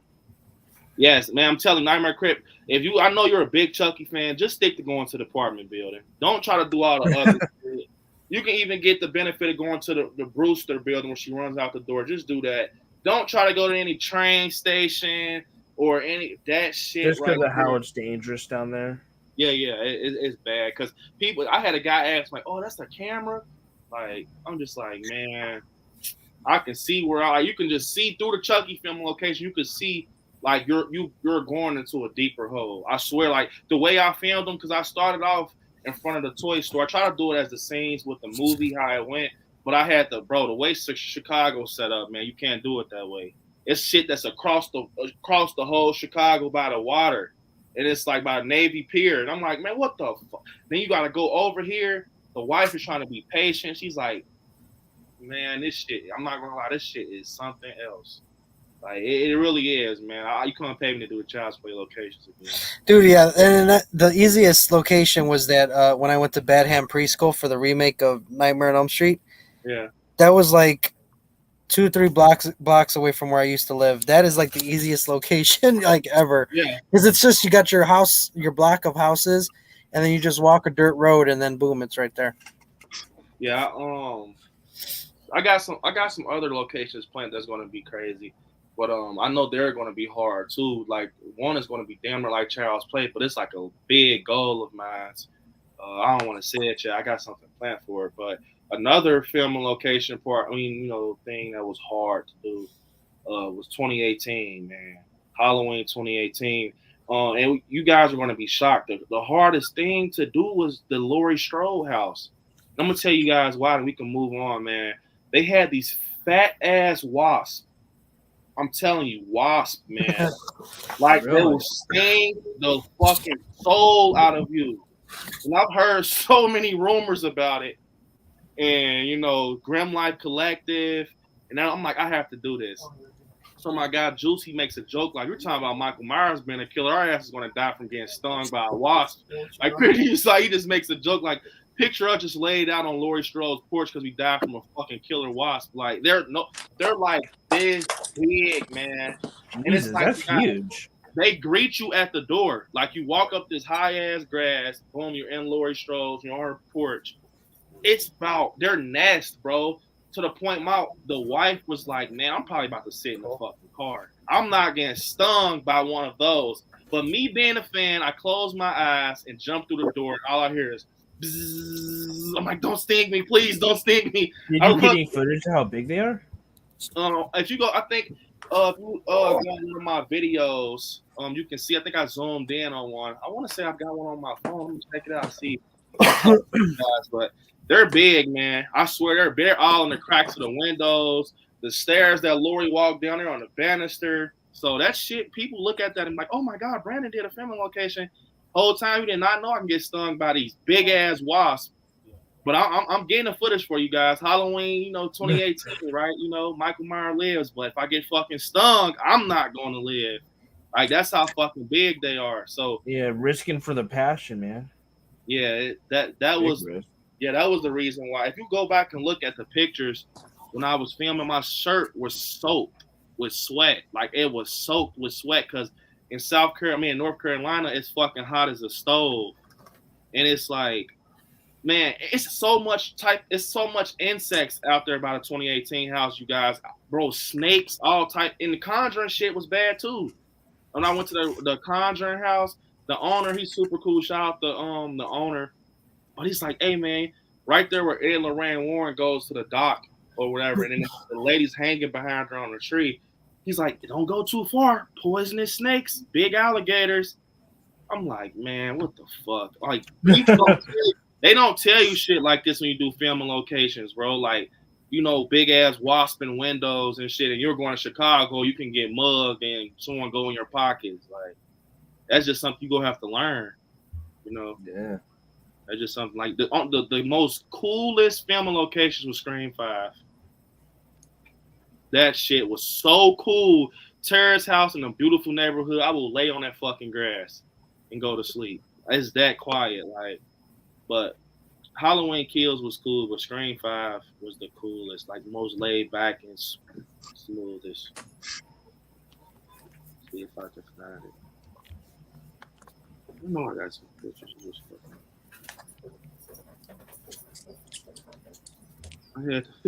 If you guys watch one of my videos, the wife, I tell her to go in a room and line Michael Myers up so I can scare you guys in the video. And she's like, hell no, I'm not going in there. You see that big ass nest of bees? Like, you go do it. So my dumb ass go through the, like, look, you guys, this picture right here, I'm going to show you. It was this picture right here that she kind of scared me. So I had to think about it. So I had to take a picture of Michael through the bathroom door because it was fucking bees. So when you go in the house, it's like two doors. Like so you could go through the bathroom, you can go through the hallway door. The hallway door has about fucking 10 wasps. And it's like, man, so she's like, you better just take a fucking picture from the bathroom. I'm not getting stung. So I'm like, I just thought about it. I have to go back in there to get my fucking life size. It's fucking bees surrounding him, you guys. It's wasp. Even one landed on his shoulder. Like, it's bad in that house, bro. Oh, jeez. Because it's like, it's in the woods. It's because it's in the woods with high-ass grass. Bro, it's bad. I'm trying to see if I... Damn, I don't think I could ever go there then. Nah, it's bad, man. It's torn down now, though. It's gone. They tore it down. The owners didn't keep it. Oh, damn. I would have kept it. Matter of fact, I know exactly how I could show you guys. Grim Life did a he had went with his wife, and he had zoomed in on him. And I could show you guys perfect with his stuff because he literally zoomed in. Let me show you guys.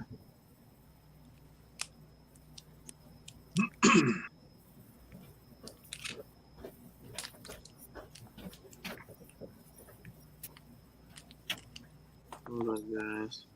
Have you guys ever been to like haunted houses or anything? Like, I know you guys are probably just like some of you guys are probably just straight horror movies, but I would like to know if any of you guys have ever been to like haunted attractions or something like that. Are you guys into stuff like that?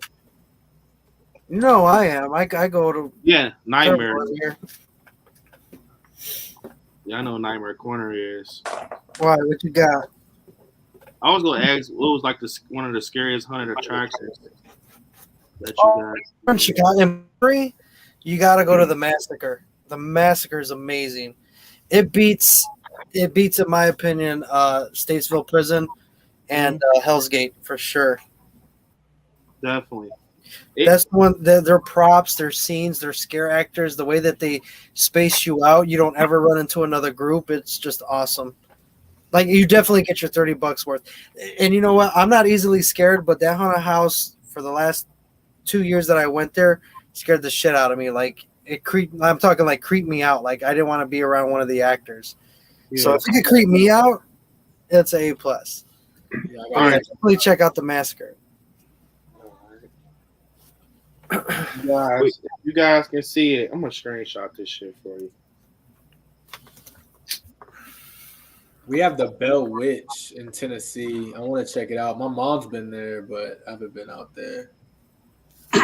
We got a couple down here in the Springfield area. I think one is in Sherman. It's called Riverside, and they kind of do like their own like little, basically these like big old trails connected, and you can kind of walk through it, you know. So they got all set up, and the other big one is they have there too is the haunted hay rides. Where you're going through like a haunted houses. Yeah, like you're going through like the whole yard and stuff, and this big old back thing they have, and through barns and stuff. I mean, they got a big old thing they do every year for the Halloween season. Can you guys see those wasps? Yeah, those are some big ass wasps. And that is right there, like when you walk in the fucking house, like it greets you, like, "Hey, what's up? Welcome to the Myers house." Like, bro, Michael Myers turned the Candyman with the bees and shit. Yeah, like, you know, I hope you guys ready to get fucking stung. Like, the wife was like, "Nope, I'm going out," but she helped me. She knew that I wanted to do this. It was on my birthday, so she just did the same thing I did. Held her breath, ran through the door. But they literally, like, when I closed my eyes, it sounded like a fucking vacuum cleaner. It was like, bzzz. Oh, but I just peeked, man. Wanna Play just got out. What the hell? He did. I don't know. Have you guys heard about the Knott's family haunted house? I think that's what it's called. Yeah, Knott's Scary Farm or whatever. Yeah, like where they torture you. Oh, you're talking about what is that? I think I know what you're talking about. McKinley Manor or something like that. Yeah, something like that. Yeah. Yeah, I heard about that. Yeah, I watched a lot of videos on that. Some pretty freaking stuff, man. Man. So since we're on attractions and shit, man, it's this hayride called Sandy Acres where we go, me and the wife, every time. And we get on. They literally put you on this hayride. You sit on they put like benches on the fucking thing where you can sit like with hay little blocks and stuff. But it's like about I think $20. No lie, you guys. They have every horror icon. Like, so when you go through the freaking woods, first thing you see is like a freaking truck. No lie, looks just like the fucking Jeepers Creepers truck, or maybe it's because it's dark, but it's like also a long school bus. And you hear people like, you see like, I guess they got like little teenagers on there like screaming like, "Oh my God." And on a bus you hear like Jeepers. On the radio and it's going in and out. No. It's the radio's going in and out, man. And then you hear this fucking like out of nowhere in the cornfield, the cornfield, you see these lights cut on the truck and it just charges at you. And it's like, and you just hear this door slam, and then Jeepers Creepers gets out.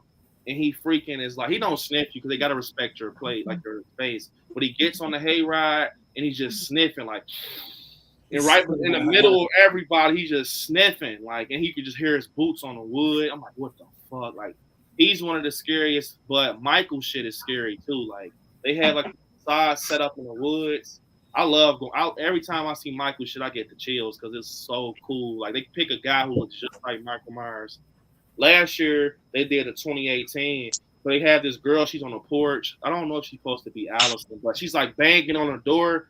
Like, they literally just had like a porch with a door and like a wall, make it like a front of a house. But you can't go inside the house. You're gonna end up in the fucking woods. It's just a layout. But she's like just banging on the door, and then you just see Michael come out the woods. It almost looks like where Lori stays, and he just snatches her by the hair and he bangs her head on the door, and he stabs her and shit, and he comes on. The music plays, and he literally looks like the shape. Like, it's crazy, but man, that's one of the best attractions where I stay. Sandy Acres. We got Land of Illusion. We got Dance Schoolhouse. That's literally right here. I can walk out my house, bro. Fucking Dance School. I live right by a haunted house, like a haunted attraction. Have you guys seen where you can pay to stay at like one of the Friday 13th camps? You can? That's interesting. Yeah, like, you get like a whole tour and stuff. There's even like you can survive like Jason. Yeah, like some of them like they do like a whole weekend, and like you can like stay the weekend, and like you get put into different camps and stuff, and like you eat food in like the same cabins and shit. And then like at some point during the night, like Jason comes and like you got to survive and shit. Like it seems really fun. Well, last year the wife's aunt, she had found something. Like, anytime someone finds something Michael Myers related, they let me know or whatever, and send it to me. But she had sent us something where Michael was in a hospital and he chases you. It's like an escape room, and they give you like flashlights and stuff. And I forgot. It's like you gotta find like newspaper articles and shit to put together the story. It seems cool. They give like an hour.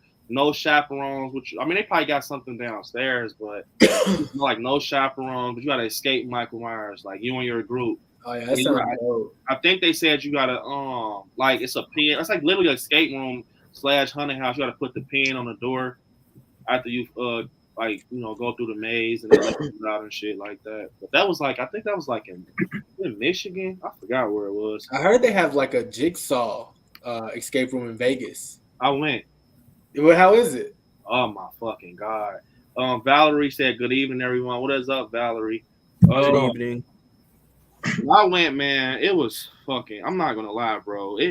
They put so much work into that freaking escape room, bro. I don't even know how to put it in words. You literally in a fucking movie, bro. Like, oh yeah, I gotta check that out because Vegas does everything's big in Vegas. My father-in-law lives out there. Oh, I got a question for Brandon Helvington. When are you guys gonna do the challenge that the Nightmare Corner?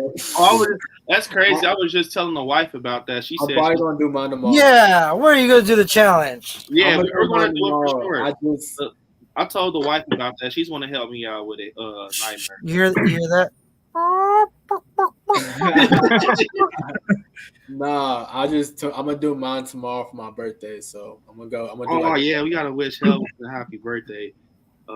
Man, stop it, guys. You shouldn't, man. Nah. Oh, happy birthday. Hey, I'm going to send you a good birthday message tomorrow. Okay, hey, I appreciate that, guys. Oh, this was our pictures that we took. This was the picture. You got to take a picture. Oh yeah. But you can't record, but I try to record a little bit. I'm bringing my GoPro. Y'all not gonna find out I got a camera on me. This is something they have in the gift shop you can buy. From the But to make a long story short, they just go to the extreme to the point it really smells like meat in there. Like it really smells like meat. Oh yeah, I like stuff like that. If you go by a toilet that has like fake shit in it, it really smells like shit. I was with this group, you guys. So I guess they're like big freaking Saw fans. So they're like, so you remember in the movie they had the key with this, and then it was like they're just helping us, right? And they got like refrigerators with body parts and shit in it. So we go in the room, you guys. I'm trying to the whole time they're just talking as a team. No one's being, they're not cursing. Everybody's just being good, right? the moment we go in the freaking like where they had their chain to the stalls or whatever, when he has to cut his leg off the chain, bro, soon because the lights are flickering, and once you get in, they just come on like. I'm like, man, the dad, the dad of the other family that we were in a group with, he's like, oh my god, it smells like shit. Like he's literally, you guys, he's literally almost about to puke. Like this is not real shit. It's almost like they almost sprayed fart spray. Like we're in. They probably did. So you have to find like some symbols, like with this black light. It's a flashlight you got to shine on the wall, and it's like symbols, like puzzle pieces you have to. Anyway, it's so hard, bro, because it smells like shit.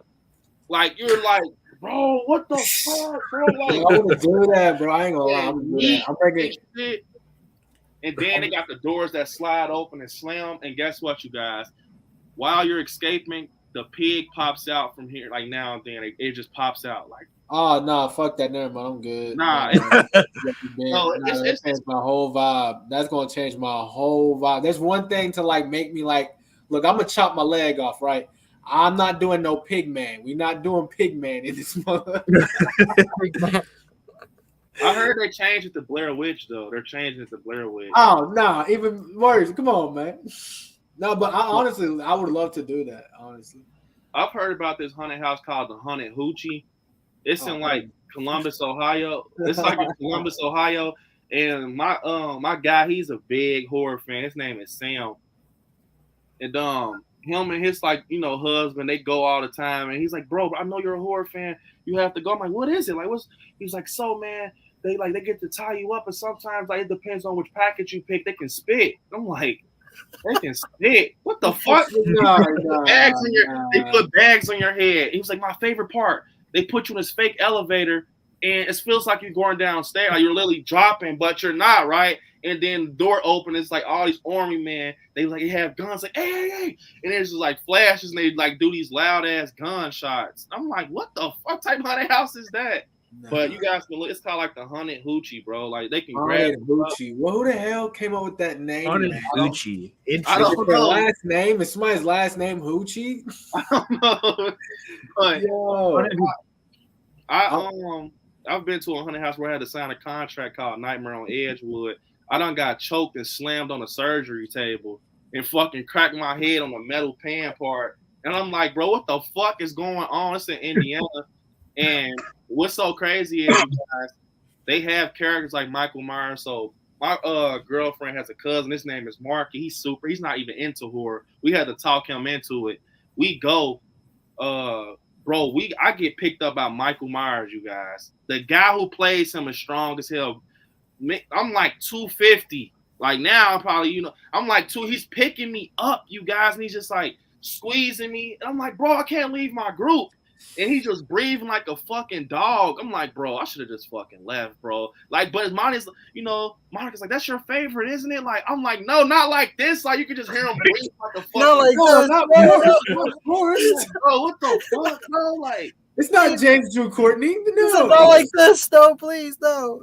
Nah, bro, they had some crazy ass shit. They had a reptile room where the lights cut off, and they had these things on the floor. And it feels like they're tickling you, but it's supposed to be snakes. But your mind makes you think that it's snakes, and it's like, I'm like, what the fuck? It feels like spiders and shit.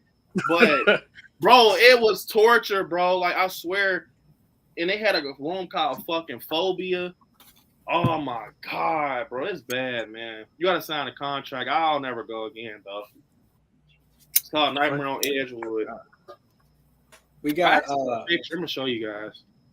We got a haunted house out here in Tennessee. It's called like the Haunted Caverns or something, but you go like 60 feet down inside of a cave, and like they like take you throughout the cave, and like they make it into like a haunted house. It's actually pretty dope. And then like at one point they put you on this school bus, and you're going around this big ass mountain, like on a school bus going like fucking 50 miles an hour. If you look at this out the side, there's just like a fucking hole. So like, dude, it's fucking freaky, dude. I have to check that out.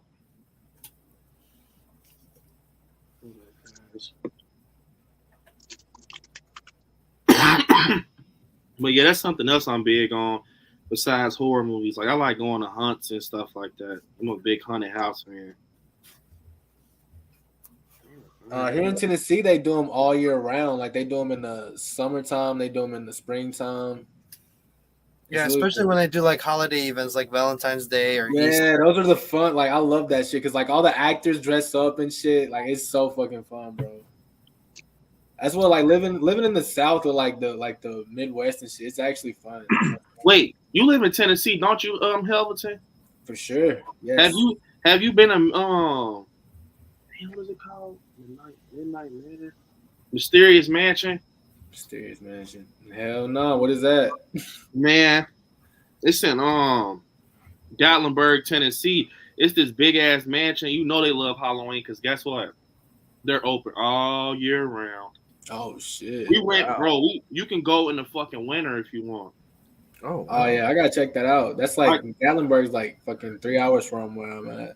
Yeah, their story is like universal. They got this guy, he's chasing this woman with these fucking creaky ass floors, and you're in this mansion. But this is a haunted house that I went to.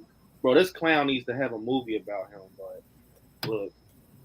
He's fucking creepy as. Oh shit, that looks really cool. Oh yeah, that's dope. I forgot his name, but I know you guys. Look at this is their icon for their hunt. Bro, I swear you guys, I'm not bullshitting you. I'll really get the creeps when I see her. I see her every year. Oh, that's so cool. Well, that is creepy. They even had the Grinch. They have this Christmas thing where Christmas stuff. Like they had the Krampus, bro. They made the Grinch scary, and you had to like crawl through bubbles and shit, bro. It was crazy. I'm gonna try to do a vlog this year so I could show you guys. But bro, they had us going through bubbles and shit. Like it's literally like dish soap bubbles, and you go out. You have the Grinch with a Santa Claus hat with a big ass belly, sharp teeth. I'm like, man, what the hell? But it's awesome though. It's called Dance Schoolhouse. It's right up the street from my house. Yep. You guys definitely have to check that out, man. If you ever come to where I stay, that's the only thing that sucks about streams. I tell you guys about stuff, or you guys tell me about something, and it's like, hell yeah, I would like to do that, man. And then guess what? It's like, I live in fucking California though. I hear like California has some like really dope things though. Like, here's the thing: like everybody in the South is always like, man, if we can take a vacation, I'm gonna go to California, right? Because like that's like La La Land, right? Who lives in California on the stream? How far are you from like LA?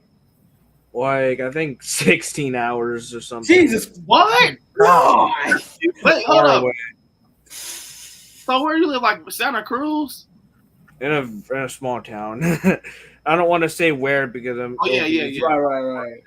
Yeah, I live in a small town. Jesus, 16 hours. I'm planning on moving out of state. Hopefully, at least by the beginning of next year, or around the beginning of next year. But yeah, for now I live in California. Okay. I always want to go to California, but I want to go to like LA because I heard LA. That's some like really cool haunted Halloween shit. I've been there once and it was pretty great. It was pretty dope. 16 hours. That's like me dropping halfway to California. Well, let me see if I can. Yeah, it's cool in LA. Like I said, I've only been there once. I saw like a Terminator statue once in like the area where all the stars are at. Really cool. What is that? The Walk of Fame? Yeah. Yeah. I have a heist plan for the I'm gonna take a star and then I'm gonna like hold it for ransom from the celebrity. So you guys, the wife is gonna hate me for this, but this is the haunted house. If she see me, you guys, I might get cussed out, but I don't give a fuck. I have to show you guys this. So this is the haunted house where you gotta sign a waiver. These are our pictures. So they got this camera set up with this big ass gorilla, and so when you go in, he's like in the darkness. And then out of nowhere, he just charges at you like, Arr! Or you either get the gorilla or you get this old ass lady. She's in this rocking chair, and they just shoot her out like a slingshot, and she just jumps over you like this. Then she goes back in her chair. I don't know how. I'm gonna just show you guys. So that's the wife when she got scared. She's like, oh shit! You didn't have to do your wife like that, man. But look at me though, you guys. Like that, man. I'm like, oh. Man, nah, see. Look. Bro, they got both of us in the room. Same time. Oh man. Oh no. But though that's the one where Michael, but that was the second year we went. The first year we went, the first year is when he grabbed us, and he was like, that shit was crazy. Nightmare Crypt, do you go to haunted houses? I don't think I've ever actually I think I was at one once when I was in middle school, but I've never actually, besides that, never been to one. Yeah. So I want to go to one though. Yeah, you definitely gotta experience a haunted house, man. If you go Horror Nights, man, Horror Nights is so fucking awesome. Like it's 16 hours away. It's a different feel though from any other haunted house. That's why I love Horror Nights, because it's not like that. Okay, where's your ticket? Go upstairs. It's not that. It's not like give me your ticket. Go in. It's like it's an experience all around. Like you might go use the bathroom and step out. You end up in a scare zone. You're getting scared. Like it's so wild. Like with the food and everything, the pizza fries, just like I've heard about the pizza fries. Pizza fries are busting. Oh my! With the sauce, they're really good. I will literally unfriend you guys if you don't put the ranch on a pizza fries. You have to put the ranch. Yeah, I'm a ranch kind of guy, so I don't know about everybody. I fuck with some ranch on everything. So I'm has, oh my god, with the sausage, then they have the seasoning packets. Bro, you gotta tell them to fuck with you on the pepperoni. You gotta be like, hey, bro, fuck with me on the pepperoni. Yeah, the pepperoni. They gonna fuck with you on the pepperoni. You guys. Yo, Shaping the Shadows, you gonna like them pizza fries, man. I ain't gonna lie. On your cheat day, man, ain't nothing like some good pizza fries. Those are my pizza fries right there from Horror Nights. Man, you dress those. I'm getting hungry now, man. I'm talking about food. I'm getting hungry. So fast. And it's cheap as hell. It's only like $3. Like it's not even that much expensive. Yeah, it's cheap as hell. All right. Nightmare. People say Universal is expensive. It's expensive to stay there, but to like have fun there, everything's cheap as hell.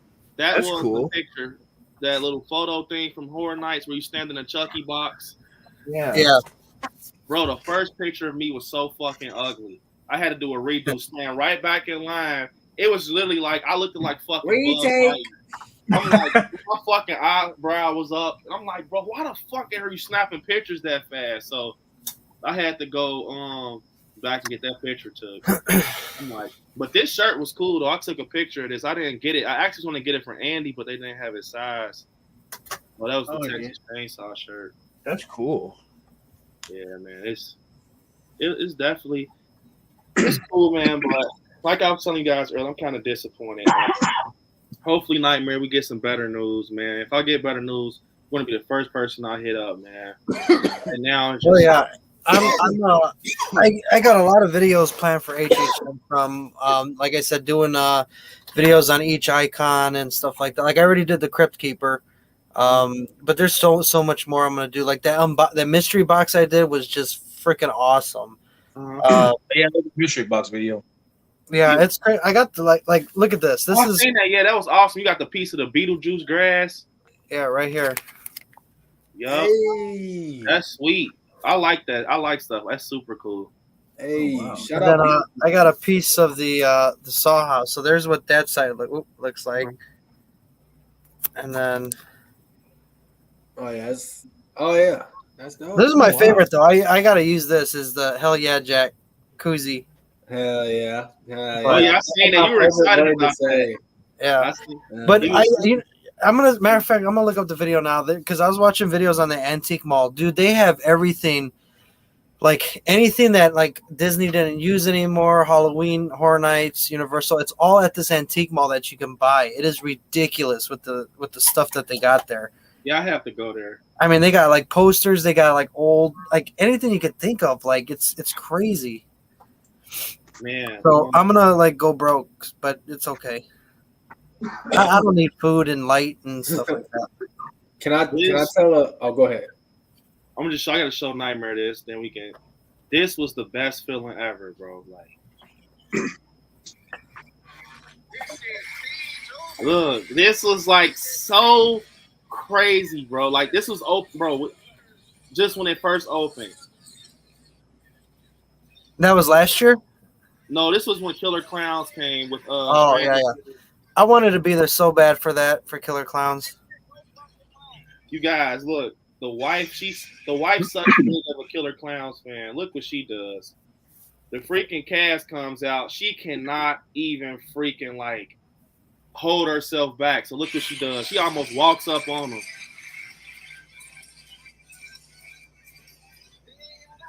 Slim. Shorty, damn, they had all of them.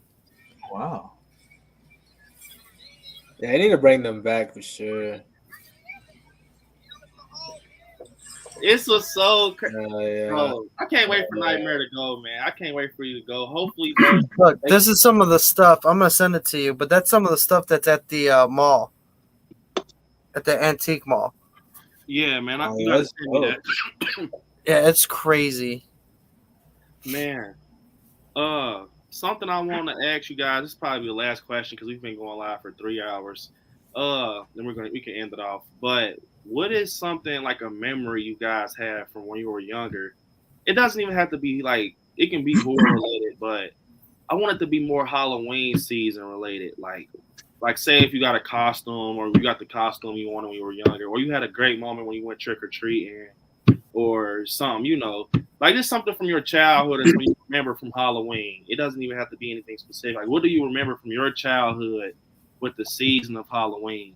Like, how was the experience for you as a kid with the holiday of Halloween?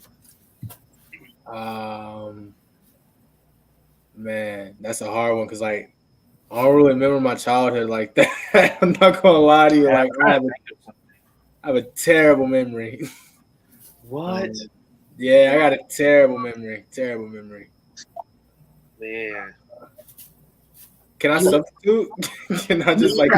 Can you guys remember anything, or is like a blank also? I'm blanking hard. I'm trying to think of something. I think the one thing that I enjoyed growing up, because you know AMC used to do I think they still do it, their AMC Fear Fest, and every year, you know, it was just Michael Myers all the time, and I think he had like The Exorcist, The Shining. Mm-hmm. But my favorite part was like my mom is a big Halloween season type of person, and we had these animatronic things I got behind me. They're smaller versions, so those are the big ones I got. But we had like the Dracula and stuff like that. And the one thing I used to love is that at some point in October, it could have been October 1st, I don't remember, but we would go to school. The house would be normal as shit. And then we'd come home from school, and the best feeling, and I knew it was Halloween in October, that you got that feeling, is that we would walk in the house and my mom would have the whole house decorated. You'd have our animatronics out. The whole house was just, the AMC Fear Fest would be on. And just walking in there as a kid, like, it was amazing just to have it. Like, she would surprise us with decorate, because we would always ask her, like, can we decorate the house? Can we decorate the house? And she's like, no. And she would always wait till we're at school. So we had a nice surprise coming home. And it was just one of those feelings. Like, I miss, like, Friday night sitting in front of the TV, like, even watching, like, the Disney Channel, Halloween Town. Mm-hmm. Mom's Got a Date with the Vampire. You know, it's all those horror movies and Disney Halloween, like just everything Halloween episodes I wanted to. And like now as an adult on Disney Plus, you know, all the Simpsons are on there, right? Yeah. You can watch all the Treehouse of Horror. I mean, it's just so many, like I do that even now. I'll watch all the Treehouse of Horrors and stuff. Mm-hmm. Nightmare Before Christmas. I mean, it's just all those things growing up, like going to pumpkin patches and stuff. But yeah, the ultimate one was just coming home from school and the whole house is like decked out. And I never like putting the shit away, and hence why none of my stuff. I saw you said that in your decorations become home decor. So yeah, man, you just really just rung bells, Nightmare Corner, man. Because you know when it comes to horror, I feel like we don't talk much about what the whole image of horror, which is like Halloween. And you know, in the future, you know, anyone who like actually is like a huge Halloween fan, like the season, I want to do a stream in the like leading up to the fall, just talking about just Halloween in general. Like we could bring up like Michael Myers, but I kind of want to leave people out like Freddy Krueger and you know. I want to talk strictly. I mean, we could bring up Freddy. It could come up, but you know what I mean. I want to really strictly talk Halloween, like you know Halloween Town and you know Nightmare Before Christmas. I want to just talk stuff like that because I'm big fans of Even stuff. the smells, dude. Like whenever I order a new mask, like the smell of latex, like of the mask, like whenever I like have it on my hands and I smell it, like fog, Halloween fog, like is like the like I'm sure there's candles of that shit because I would buy a whole bunch in my house. Fortnite got them. Yeah. Yeah. Oh yeah, hell yeah, I'll get one then. But yeah, oh my god, the fog and the apples, dude. Like I cannot wait for taffy apples to come back. Like so much. Man, I remember being young with Halloween, bro. It was like Halloween was just like a big runaway for me where I'm from. I used to live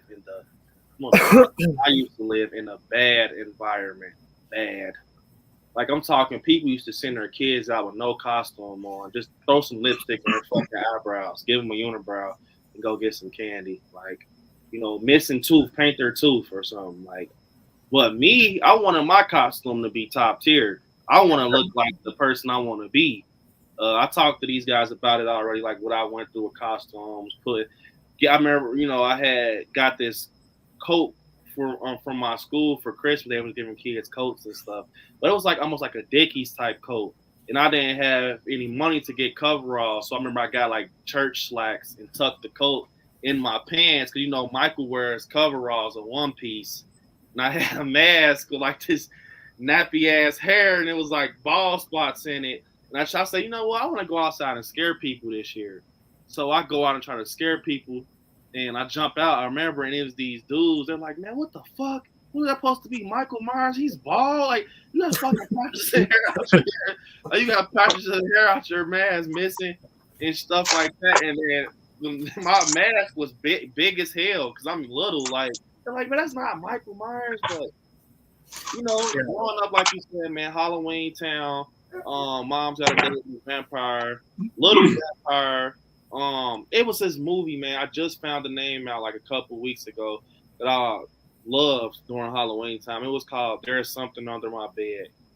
Don't look from Disney? Yes. Don't Look Under the Bed with the Don't boogie. Look Under the Bed. Yeah. I used to love watching that around Halloween time, man. And, you know, just, you know, I was in love with Halloween Town, man. What's the name of the main girl? What is her name from the original Halloween Town? I had a big, like... Her character name? Yeah, I got a big crush on her as a kid. I don't know why. It was just weird. I don't know her real name, but she was Marnie Cromwell, yeah. Yeah. That's why I used to love, like, as a kid. That was just like a little kid crush I had. I met her, like, it was like 6-7 months ago. She went to a horror convention. Yeah. She did my wife, she didn't get to go, but she was at this horror convention I went to out in Knoxville, and she was there. She was super nice, dude, super fucking nice. And she was she's got her own Etsy shop too and everything. And you know, she ended up marrying Calabar's son from part 2. He was there as well. Yeah, it was fucking nice, bro. And like, I FaceTimed my wife, and she talked to my wife and was like, it was amazing. But she's super fucking nice. Yes, bro. I have to meet her, man, along with Carly Beth from Goosebumps. It's like celebrities like that, bro, that people probably don't even care about because they're like, I'm not trying to be funny or take their career away from them. But it's like, I would love to meet Carly Beth from Goosebumps. Like, I would love to meet her, bro, and get her to sign my Goosebumps mask and talk to her. Oh, yeah. Like, I love her to sign my haunted mask. That'd be dope. Yeah. Can I see your haunted mask? Dirty cat. Oh, my God, man. Can I see your haunted mask? What'd you say? Can I Nightmare Crib? Can I see your haunted mask? Oh yeah, his mask is sweet. Nightmare Crib. Someone has the mannequin head of Carly Beth. I seen it at a convention. I'm like, bro, I fucking need that to put it on a broomstick and run outside Halloween night and just do it. Like they just have this spot. I'm not looking for this. Oh my god! Oh my god! Oh, what is that from? Wasn't it from a movie? What's that killer? Babyface. Babyface, yeah. That's fucking wicked. Yeah, that one was expensive as hell, and this mask was like just as expensive. Oh my goodness! Look at that. I think homemade. Tots just got the license back too to bring Goosebumps back. Yeah, but I guarantee you the mask will not be as good as this. Yeah, no fucking way. That's a custom made you got. Yeah, this a seller on Etsy sold it, and I bought it. I think I've seen that on Etsy. Do you have a review video on that? I don't. I should have made one because this mask. Oh my god! Dude, you gotta make one because that's badass. That's like literally that's accurate. Me to have that white. Yeah. I mean, What I was gonna do is I was gonna use this mask. I'm not sure if I'm still gonna do it, but I might. I was gonna make a fan film. It was gonna be like the haunted mask, but like a disturbing take on it. Oh shit, that'd be so dope for like the OG Goosebumps fans that grew up.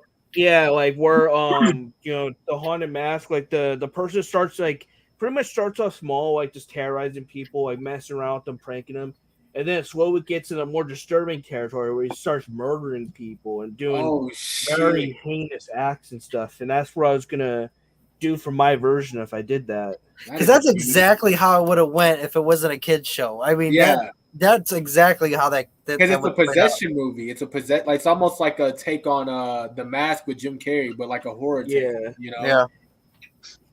Yeah. This was worth every penny though. I think it cost me like $200, $300. Oh, dude. Oh, well, it's so worth it. Look at that. That's beautiful. Yeah, like I'm wearing that. Like I ain't gonna lie, I'll wear it and I'll be like, is it working? Literally, like if I don't go as my original character Dreadface for Halloween, like if I didn't go for him like as him, I'd go as this. Oh my god, that is beautiful. That is beautiful. I need to get the slappy dummy because now that Tots is bringing them back, because I got the original Goosebumps, the art version of Slappy. But yeah, I definitely need to get that from the TV show Slappy. Well, I'm trying to get mine down. Mine go for anywhere from like the cheapest one I seen for a Slappy was like from the original. That's such a throwback. This dude. is the first. This is one of the first issues, the brown page. Man, class. Do you have the VHSs still? Hold on, I got you. Yes, there you go. Yeah, that's awesome. And then look, my headphones unplugged. See, this is mine right here. What you got, Helvington? What's that? This is a Goosebumps, the Goosebumps board game. From back in the day. See, look. This is. Let me see yours. Turning it back around. Oh yeah, that's dope. And then look. Oh, yeah, that's the Tots one, right? No, this is actually done by an artist. All right, I'm gonna have to get my Slappy because we're all pulling out our. We're pulling out all the Goosebumps right now. He's from Longshore. Oh, we gotta get a. Oh my, look. Let me pull my Honda. I got the remake. Hold on, let me get the remake. There we go. OG Slappy. Oh yeah, that's for the book cover. Yeah. The book cover. Yeah. I need that. Yes. Look, I need Slappy, bro. No, this is the original Goosebumps game from like 1996 or something. Like, yeah, I remember that. Oh my god, dude! I got it from at a horror convention. I will be once the Tots. Well, I got mine pre-order. I'm going to attempt to rehaul the Goosebumps mask. Like, look at Nightmare Crib. Look at that! Oh my god, I love that Slappy, dude. Oh my god, dude, this thing, man. It's hard to come by, but thankfully they're bringing it back. Wait, they're bringing that one back? I didn't see that on the pre-order list. I only saw. I seen the catalog. Yeah, they're bringing their license. They got the license back. Yeah, like on the catalog, he's listed on there. Oh my god! Wait, Slappy's listed on the catalog? Yeah, he's on the new Tots catalog. They put him back on there. I gotta check it out. Hey, Brandon, did you notice on the back of your mask looks like a skull in the back? Yeah, that's how I post. That's if you look at the mask. Oh shit! I don't look like a skull in the back. It does. I mean, you can kind of see where you can. It kind of. Oh, kind of. Yeah. Yeah, like you can see where the eyes are. Oh, okay. Yeah, I see. Yeah. Mine's more subtle though. Yeah, I think it's because the green makes it pop a little bit. Who did your mask, Nightmare? I forgot the seller. He unfortunately don't sell them at the moment because he sold a version with acrylic teeth. And I was gonna get that next. Yeah. But I forgot the seller. He like sold like I think a Nosferatu bust as one of the other things, or like a statue. Yeah. He sold some pretty cool stuff other than just the haunted mask. I need to know where you got your Slappy from. Mine's from Tots. This one is. I was actually going to make a life-size Carly Beth. That's why I got the mask. I was going to do it like get the overalls. That's see, look, here's the catalog right here. Yeah, that's the catalog I seen. Yeah, I don't see the doll. That's why, because I was going to, I need that Slappy, bro. Dude, if they had the worth Slappy. The money. I got this pre-order too. I'm going to rehaul this. Oh, shit. I really want that one. I really want that one. I pre-ordered it. We got the Attack of the Jack-o'-lanterns. But what you said, Nightmare on Crib, I was planning on trying to. So I was gonna do Scream first because I'm trying to get into fan films. I have the season of Boogeyman, coming, 2023. But I wanted to tackle a Goosebumps Haunted Mask fan film as well. Yeah, but I don't know. But before I even got into Goosebumps, I want to do a Scream. I think Scream. If you need any posters made, I'm not sure if you've seen any of the poster work I've done on my film, like upcoming projects, but I can do a poster if you need a poster done. Definitely, man. I'm gonna look into that because hell yeah, man, definitely. Yeah, because I have like a bunch of projects lined up at the moment. Hopefully, like I'm thinking of like at least because I don't want to do too many fan films. I want to do like 3 to 6 fan films, I think, and just call it that. Yeah, bro, he's retiring on everyone. He's retiring on y'all. I want to work on like original projects more than fan films, but I definitely want to do like a haunted mask one. That'd be so much fun. Dude, I'm so here for the haunted mask. Dude, I ain't gonna lie, the 90s nostalgia just went through my veins, bro. Like, that felt so good for me, bro. Like, dude, the 90s is great for horror. Dude. Oh my god! Like Goosebumps is I'll literally watch Goosebumps to this day. Like I'll just throw it on. Yeah, it's a big part of my childhood. And you know what I like about it too is that now that you look back and watch it, like just to see so much cheese in it, like the acting and everything. Like, okay, so let's do this because now that we're on Goosebumps, we're gonna have to do this. All right, what was your favorite episode? I think mine was One Day in Horrorland. Okay, you can't. Okay. Here's the stipulations. You can't pick Slappy or Haunted Mask. You got to go something else. Man, hell no. That's not damn. I don't think I can pick anything other than Night of the Living Dummy or Haunted Mask, especially Haunted Mask. That's my favorite growing up. No, Night in Terror Tower was pretty decent. You had Night in Terror Tower. But Horrorland, though, not Nightmare. The Horrorland was the oh my god. That was legit. I wish we had a place like that, dude. What was that freaking episode where they're in a baseball game? What was that? I used to. Is it where she went to that other town? Yes. What's the name of that one? Oh, I forget. But she was like, I know what you're talking about. That's another one that people overlook. It's a Goosebumps episode. And they go to the town. He's playing the baseball game. That was creepy. It was so good they made a part 2 to it. Yes. There was a part 1 and part 2. What's the fucking name of that, man? Which episode is that? You guys ever watch The Hunting Hour? Yes, The Hunting Hour was good. With Shia LaBeouf, did you like that story with Shia LaBeouf? And he has the doll, and he's like, "We're best friends." And he had the grape jelly on his shirt. He knew he was allergic to strawberry jelly or some shit like that. I haven't seen. Was that in The Hunting Hour? Is it The Hunting Hour or? I forgot the name. Well, mine would have to be Don't Go in the Basement. Oh yeah. Oh yeah, Don't Go in the Basement. But I'm gonna, bro.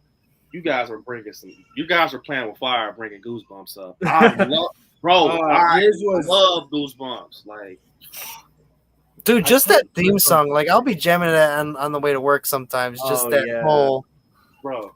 That theme song is so iconic. What if they brought Goosebumps to Horror Nights? Oh, dude, they should. They should. I was watching this channel where this company that makes dark rides and stuff, dude, they were so close to having a Goosebumps dark ride, but because of like licensing issues, they ended up scrapping it. But they have the most they got as far as making this dark ride was of. Hold on, I'm gonna show you. It was of Slappy, and he was like in this kind of like dapper type outfit. They should make a real movie about Slappy, like how Chucky has a movie. They should make a movie about Slappy, like make him more evil, like he brings knives to the table. You would have to pay R.L. Stein a big. This was the I don't know if you could see, but that was the only thing they made so far for the dark ride before it got scrapped. Oh yeah, I'm going. I don't care where it's at. Man, I hate shit like that. I hate shit. Actually, and you know what? Freaking Disney at one point, way back then, they had a Goosebumps thing, like an event, and they actually had like the Mummy and some of the Goosebumps characters there. It was like a whole thing Disney did at one point. Yeah, that's it. I'm watching Goosebumps tonight. Is it still on Netflix? Bro, Goosebumps is always watch party. Goosebumps watch party. Dude, listen, Goosebumps watch party.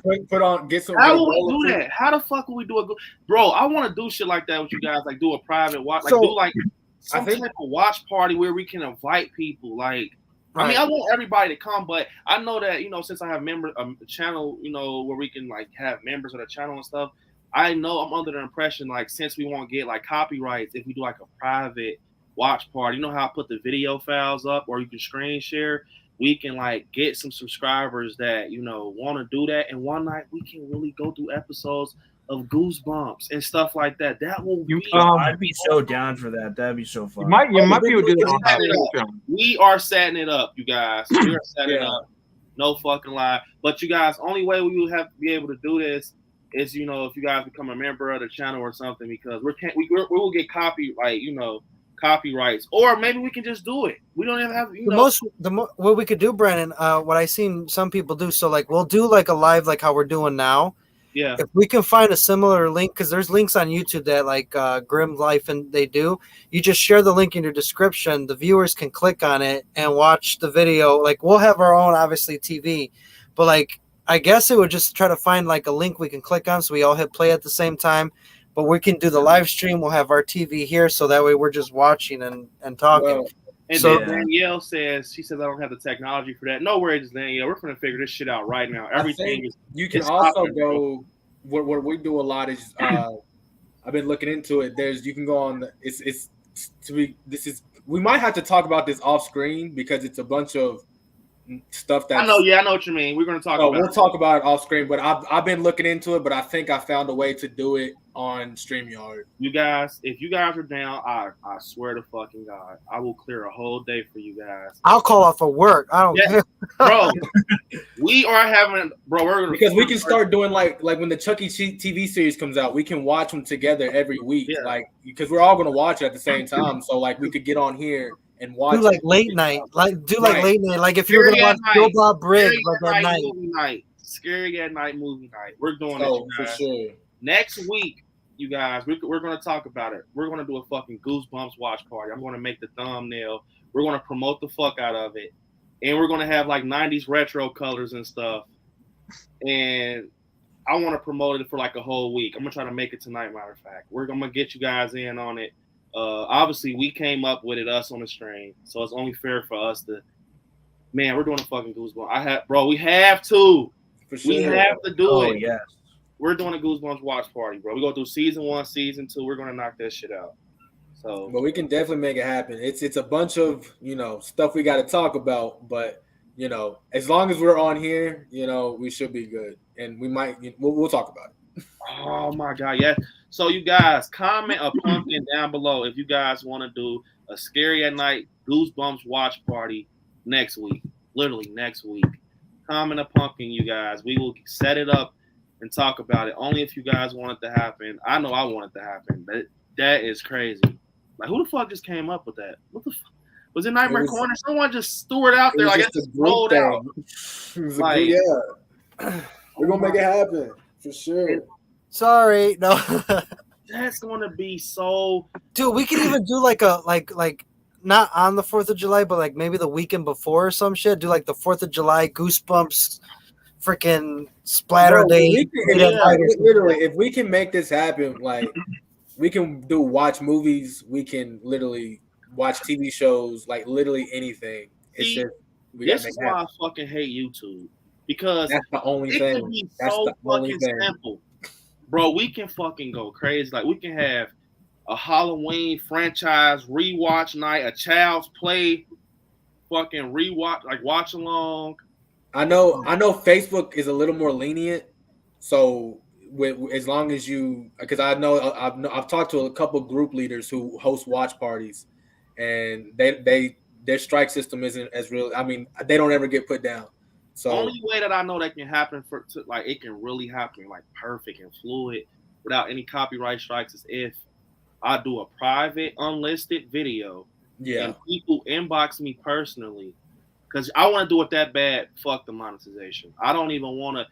I want to do it for the experience. I don't even want it to be right. I don't. I mean, it could be in public, but I would like to see people. Like, I would like to watch it on the screen, like on my laptop. Exactly. So I wonder though, because like you can buy movies and episodes on YouTube. So I wonder if you bought it and streamed it on your channel because you bought it off of YouTube. You know what I'm saying? Like there's some things because like YouTube has free movies and stuff. Anybody can click on it. So if it's a free movie on YouTube, you know, or if you bought it, I don't see why they wouldn't let you play it. You know, right? Because I've looked into it, and a lot of people they do the Patreon route, but like I said, a lot of people can't afford that. And, And but the Patreon route is the best, but there are ways it'll just we'd have to work around it. So we have to put. Bro, I'm dedicated to that now. Yeah, because I've talked to people on my channel and they're like, "Yeah, let's do it." Like because we all want to watch it together, and at the same time, you get a live reaction of what we're, what I'm saying, like the newest Chucky episode, you're getting a live reaction with the boys. You know what I'm saying? Yeah, I know the Tubi route. I've done the Tubi route when we watch Halloween Rob Zombie. You just put the link in the comments, they click it. Tubi is completely free, but I would like to have it on the screen. Like I think that would be so cool to have you guys. Because look, you guys, I could change you guys around right now. Like I can move you guys around, like all different ways. So it's like I can do it like this, you guys, and you're lapped up on the side, like that's. So I'm like, man, that would be. Do people know what Twitch is like? What does anyone know Twitch's standards? Because I know you can. I don't know Twitch too well. Twitch, you could get like removed for like if you show it or if the audio comes through, like you could get suspended for that. Okay. As far as I know. Creep show, bro, we can go so crazy, bro. Like creep show, like have a creep show watch along, like for the series. Because the technology there, the only thing we're trying to get around is the copyright. So it's the way to do it, and that way. Yeah, because people on Facebook do it all the time, like literally, and their group pages never get taken down. It's what Nightmare said, man. Well, Nightmare said we're gonna have to do that. Like, just put the link in the comments and just hope that subscribers really click it.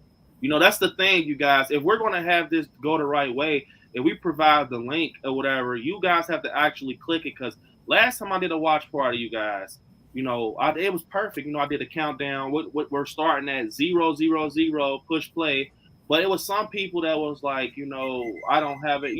The link is not working, so you guys are gonna have to like literally be on your shit and push play when we push play if we're gonna watch it together. I will definitely go that route. We could figure it. And I know a lot of people, are like, man, I don't have Netflix, and I understand. It's nothing wrong with that, but we can figure something out to the point we can watch it, and get a link out for you guys. We can do some research, but. Man, I'm ready. It's crazy because and then you see on YouTube people put full episodes of it anyways. So how the fuck do they do that? Yeah, so I'm thinking there's something there that we're missing. It's like a firewall or something. Like they're using some kind of loophole or something. Yeah, like what? Well, you know what though, you might be able to get away with it because technically, under the fair use, if you're using it to review and to talk about. Now, think about it. Yeah, we're gonna be watching Goosebumps and stuff like that, but we're gonna also be talking through it as well. So that'll cover some of that audio. It's not like we're gonna sit here for 20 minutes watching the full episode start to finish without making noise. So I think we might just get away with us talking periodically. Because obviously we're gonna have conversations about it too, so it's not like we're streaming the episode and no one's gonna talk. You know what I'm saying? Like it's like documentary with us all talking about it.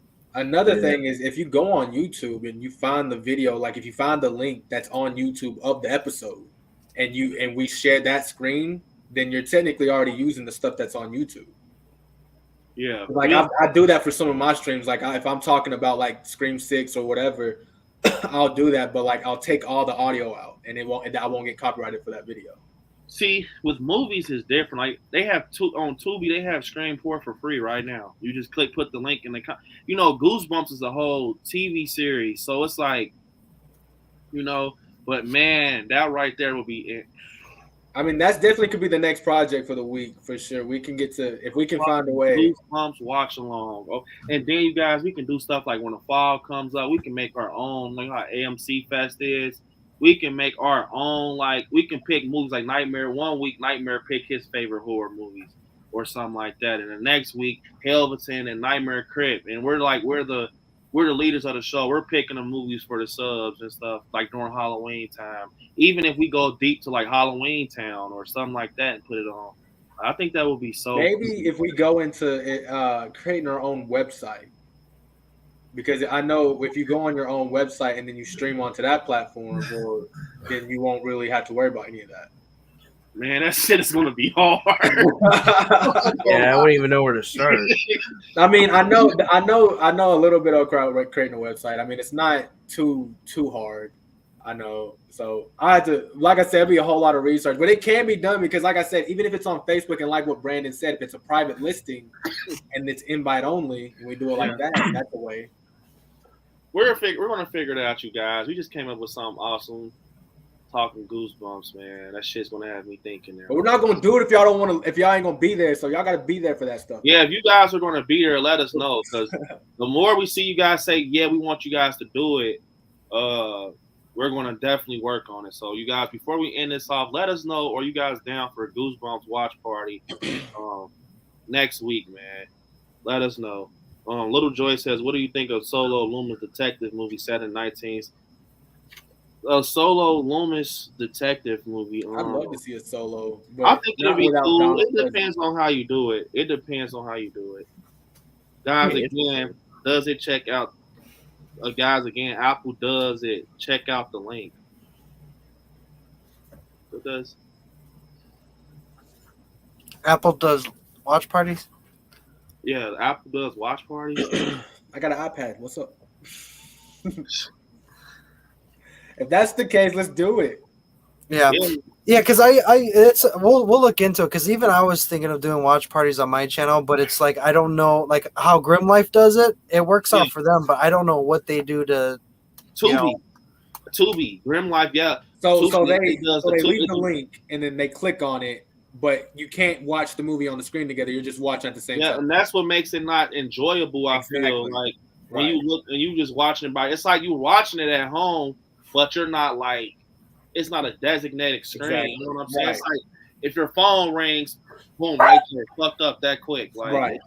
It's like, that's not an experience. I think it works for Grim Life because it's Grim Life. Right, it's Grim Life. You know what I'm saying? It's Grim Life. But then again, at the same time, if we do figure out how to do this, I don't see anyone else doing this. Yeah. It's gonna be. It's almost like they're making a fucking bootleg movie. It's fucking. Oh man. So, I don't know, you guys. We pull this off, man. You can always make a burner account. Well, I'm telling you guys, that's the only way to do it is if we made a private freaking watch party, and people that wants to do this Goosebumps thing, I'll make it unlisted so it can't be monetized and copyright strikes, and we throw this shit up on the screen. Yeah. So can you do that with Instagram? Do you think? I know you can like if I'm doing a live and you guys want to jump in, I can add you. I wonder if there's something with Instagram. Has anybody tried that at all? I don't know, but every time I use like any music or anything like that on Instagram for like my story or anything like that, maybe I get that little copyright thing on there and I got to take it down. I do know that you can do like a FaceTime. And you can like a group FaceTime, and then you can show a video on screen that's like maybe you have a video in your phone or something. You can play that video on the FaceTime. I don't know about the live though.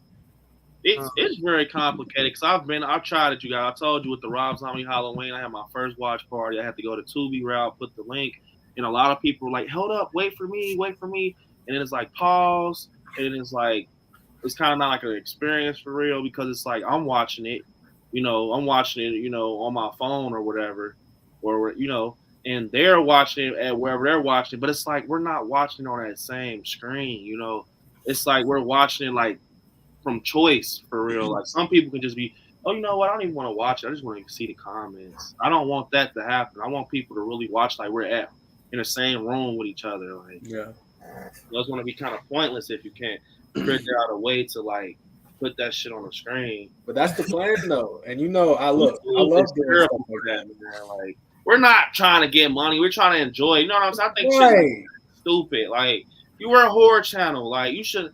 That would be so cool for them to just like let us do that. Like, but YouTube is YouTube. They're like, nope, you can't even sing a song. Like, if I say like in the moonlight, so singing fucking Thriller, I keep going with the lyrics, they're gonna copyright me like I'm Michael Jackson. It's ridiculous. Yeah, I know some of my videos got like copyright things on the bottom of my video.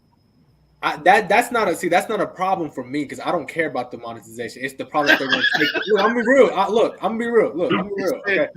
It's the fact that they'll take the stream down. That's what we can't get. Like if we could host them on my channel, but they would take the stream down and they eventually take my channel away for doing it too damn much. Yeah, that's why it'd be cool to do it, but we'll have to just figure it out because it'd be crazy, man. But we're gonna do it. We're gonna figure it out. I promise you that. Because I've been thinking about doing it my damn self. So we're gonna do it. I know Facebook. Like I said, Facebook seems like it's gonna be the way from what I've been doing my research. I'm not gonna lie. Definitely, man. You guys, we've been going live for 4 hours. I know you guys. A lot of you guys are looking tired. I'm tired. I want to go watch Goosebumps now. Like I'm gonna go. Done.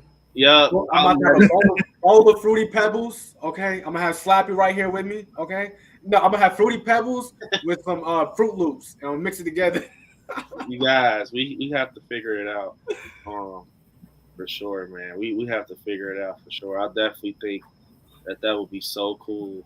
Damn, I hate shit like that, man. Bro, but it's okay because it's like a door that we have to unlock. We just got to find the key. So we're going to unlock it and get our fucking page down. You got that's what KD has burner accounts. Kevin Durant has burner accounts, so we can have burner accounts. Oh my fucking God, man! But you guys, I think it's about that time for us to end the live. Yeah, we're already trying to do illegal. So I'm just joking. If you guys want to do any plugs for your channel or anything you want to say before we end it off, man, go for it. I'll go first. It's my birthday tomorrow, guys. So if you enjoyed me on this stream, make sure you go over there and give me a big old subscribe for my birthday. It will mean the world to me. We're starting a new gameplay of hopefully soon the House of Ashes, maybe featuring I Like Scary. We might have to talk about that. But yes, we're going to be starting that gameplay next. So come on over there. Let's do it, guys. Definitely, you guys definitely wish health and a happy birthday in the chat. And you guys, after this, go check out the Child's Play film location video for sure. And go subscribe to all these guys, man. Nightmare Crib, Shaking the Shadows, Helveton, Nightmare Corner. They all have awesome content. And we're going to try to figure out the Goosebumps watch party, man. Yeah, we'll talk about it. Yeah, I want to do that so fucking bad now. Look, I'm going to do my research. I hope you guys like my my little intro today with the Michael Myers mask and everything. That was cool, man. That was cool, Shaking the Shadows. I'm definitely gonna have to. I might clip that up and send it to you, bro. Definitely, appreciate it. Yes, sir. Yeah, you guys, man. This is the end of the stream, man. Stay scary out there, you guys, and hit me up on next class, guys. Definitely hit me up on Instagram. Until next time. With I want to do the Goosebumps watch party. That's all I have to fucking say. That's what's next, guys. So after this watch party, we're gonna figure this shit out. Okay, guys. Definitely. Until next time, you guys, stay scary out there. Peace out. Enjoy the rest of your night, man. Keep on slashing. There you go.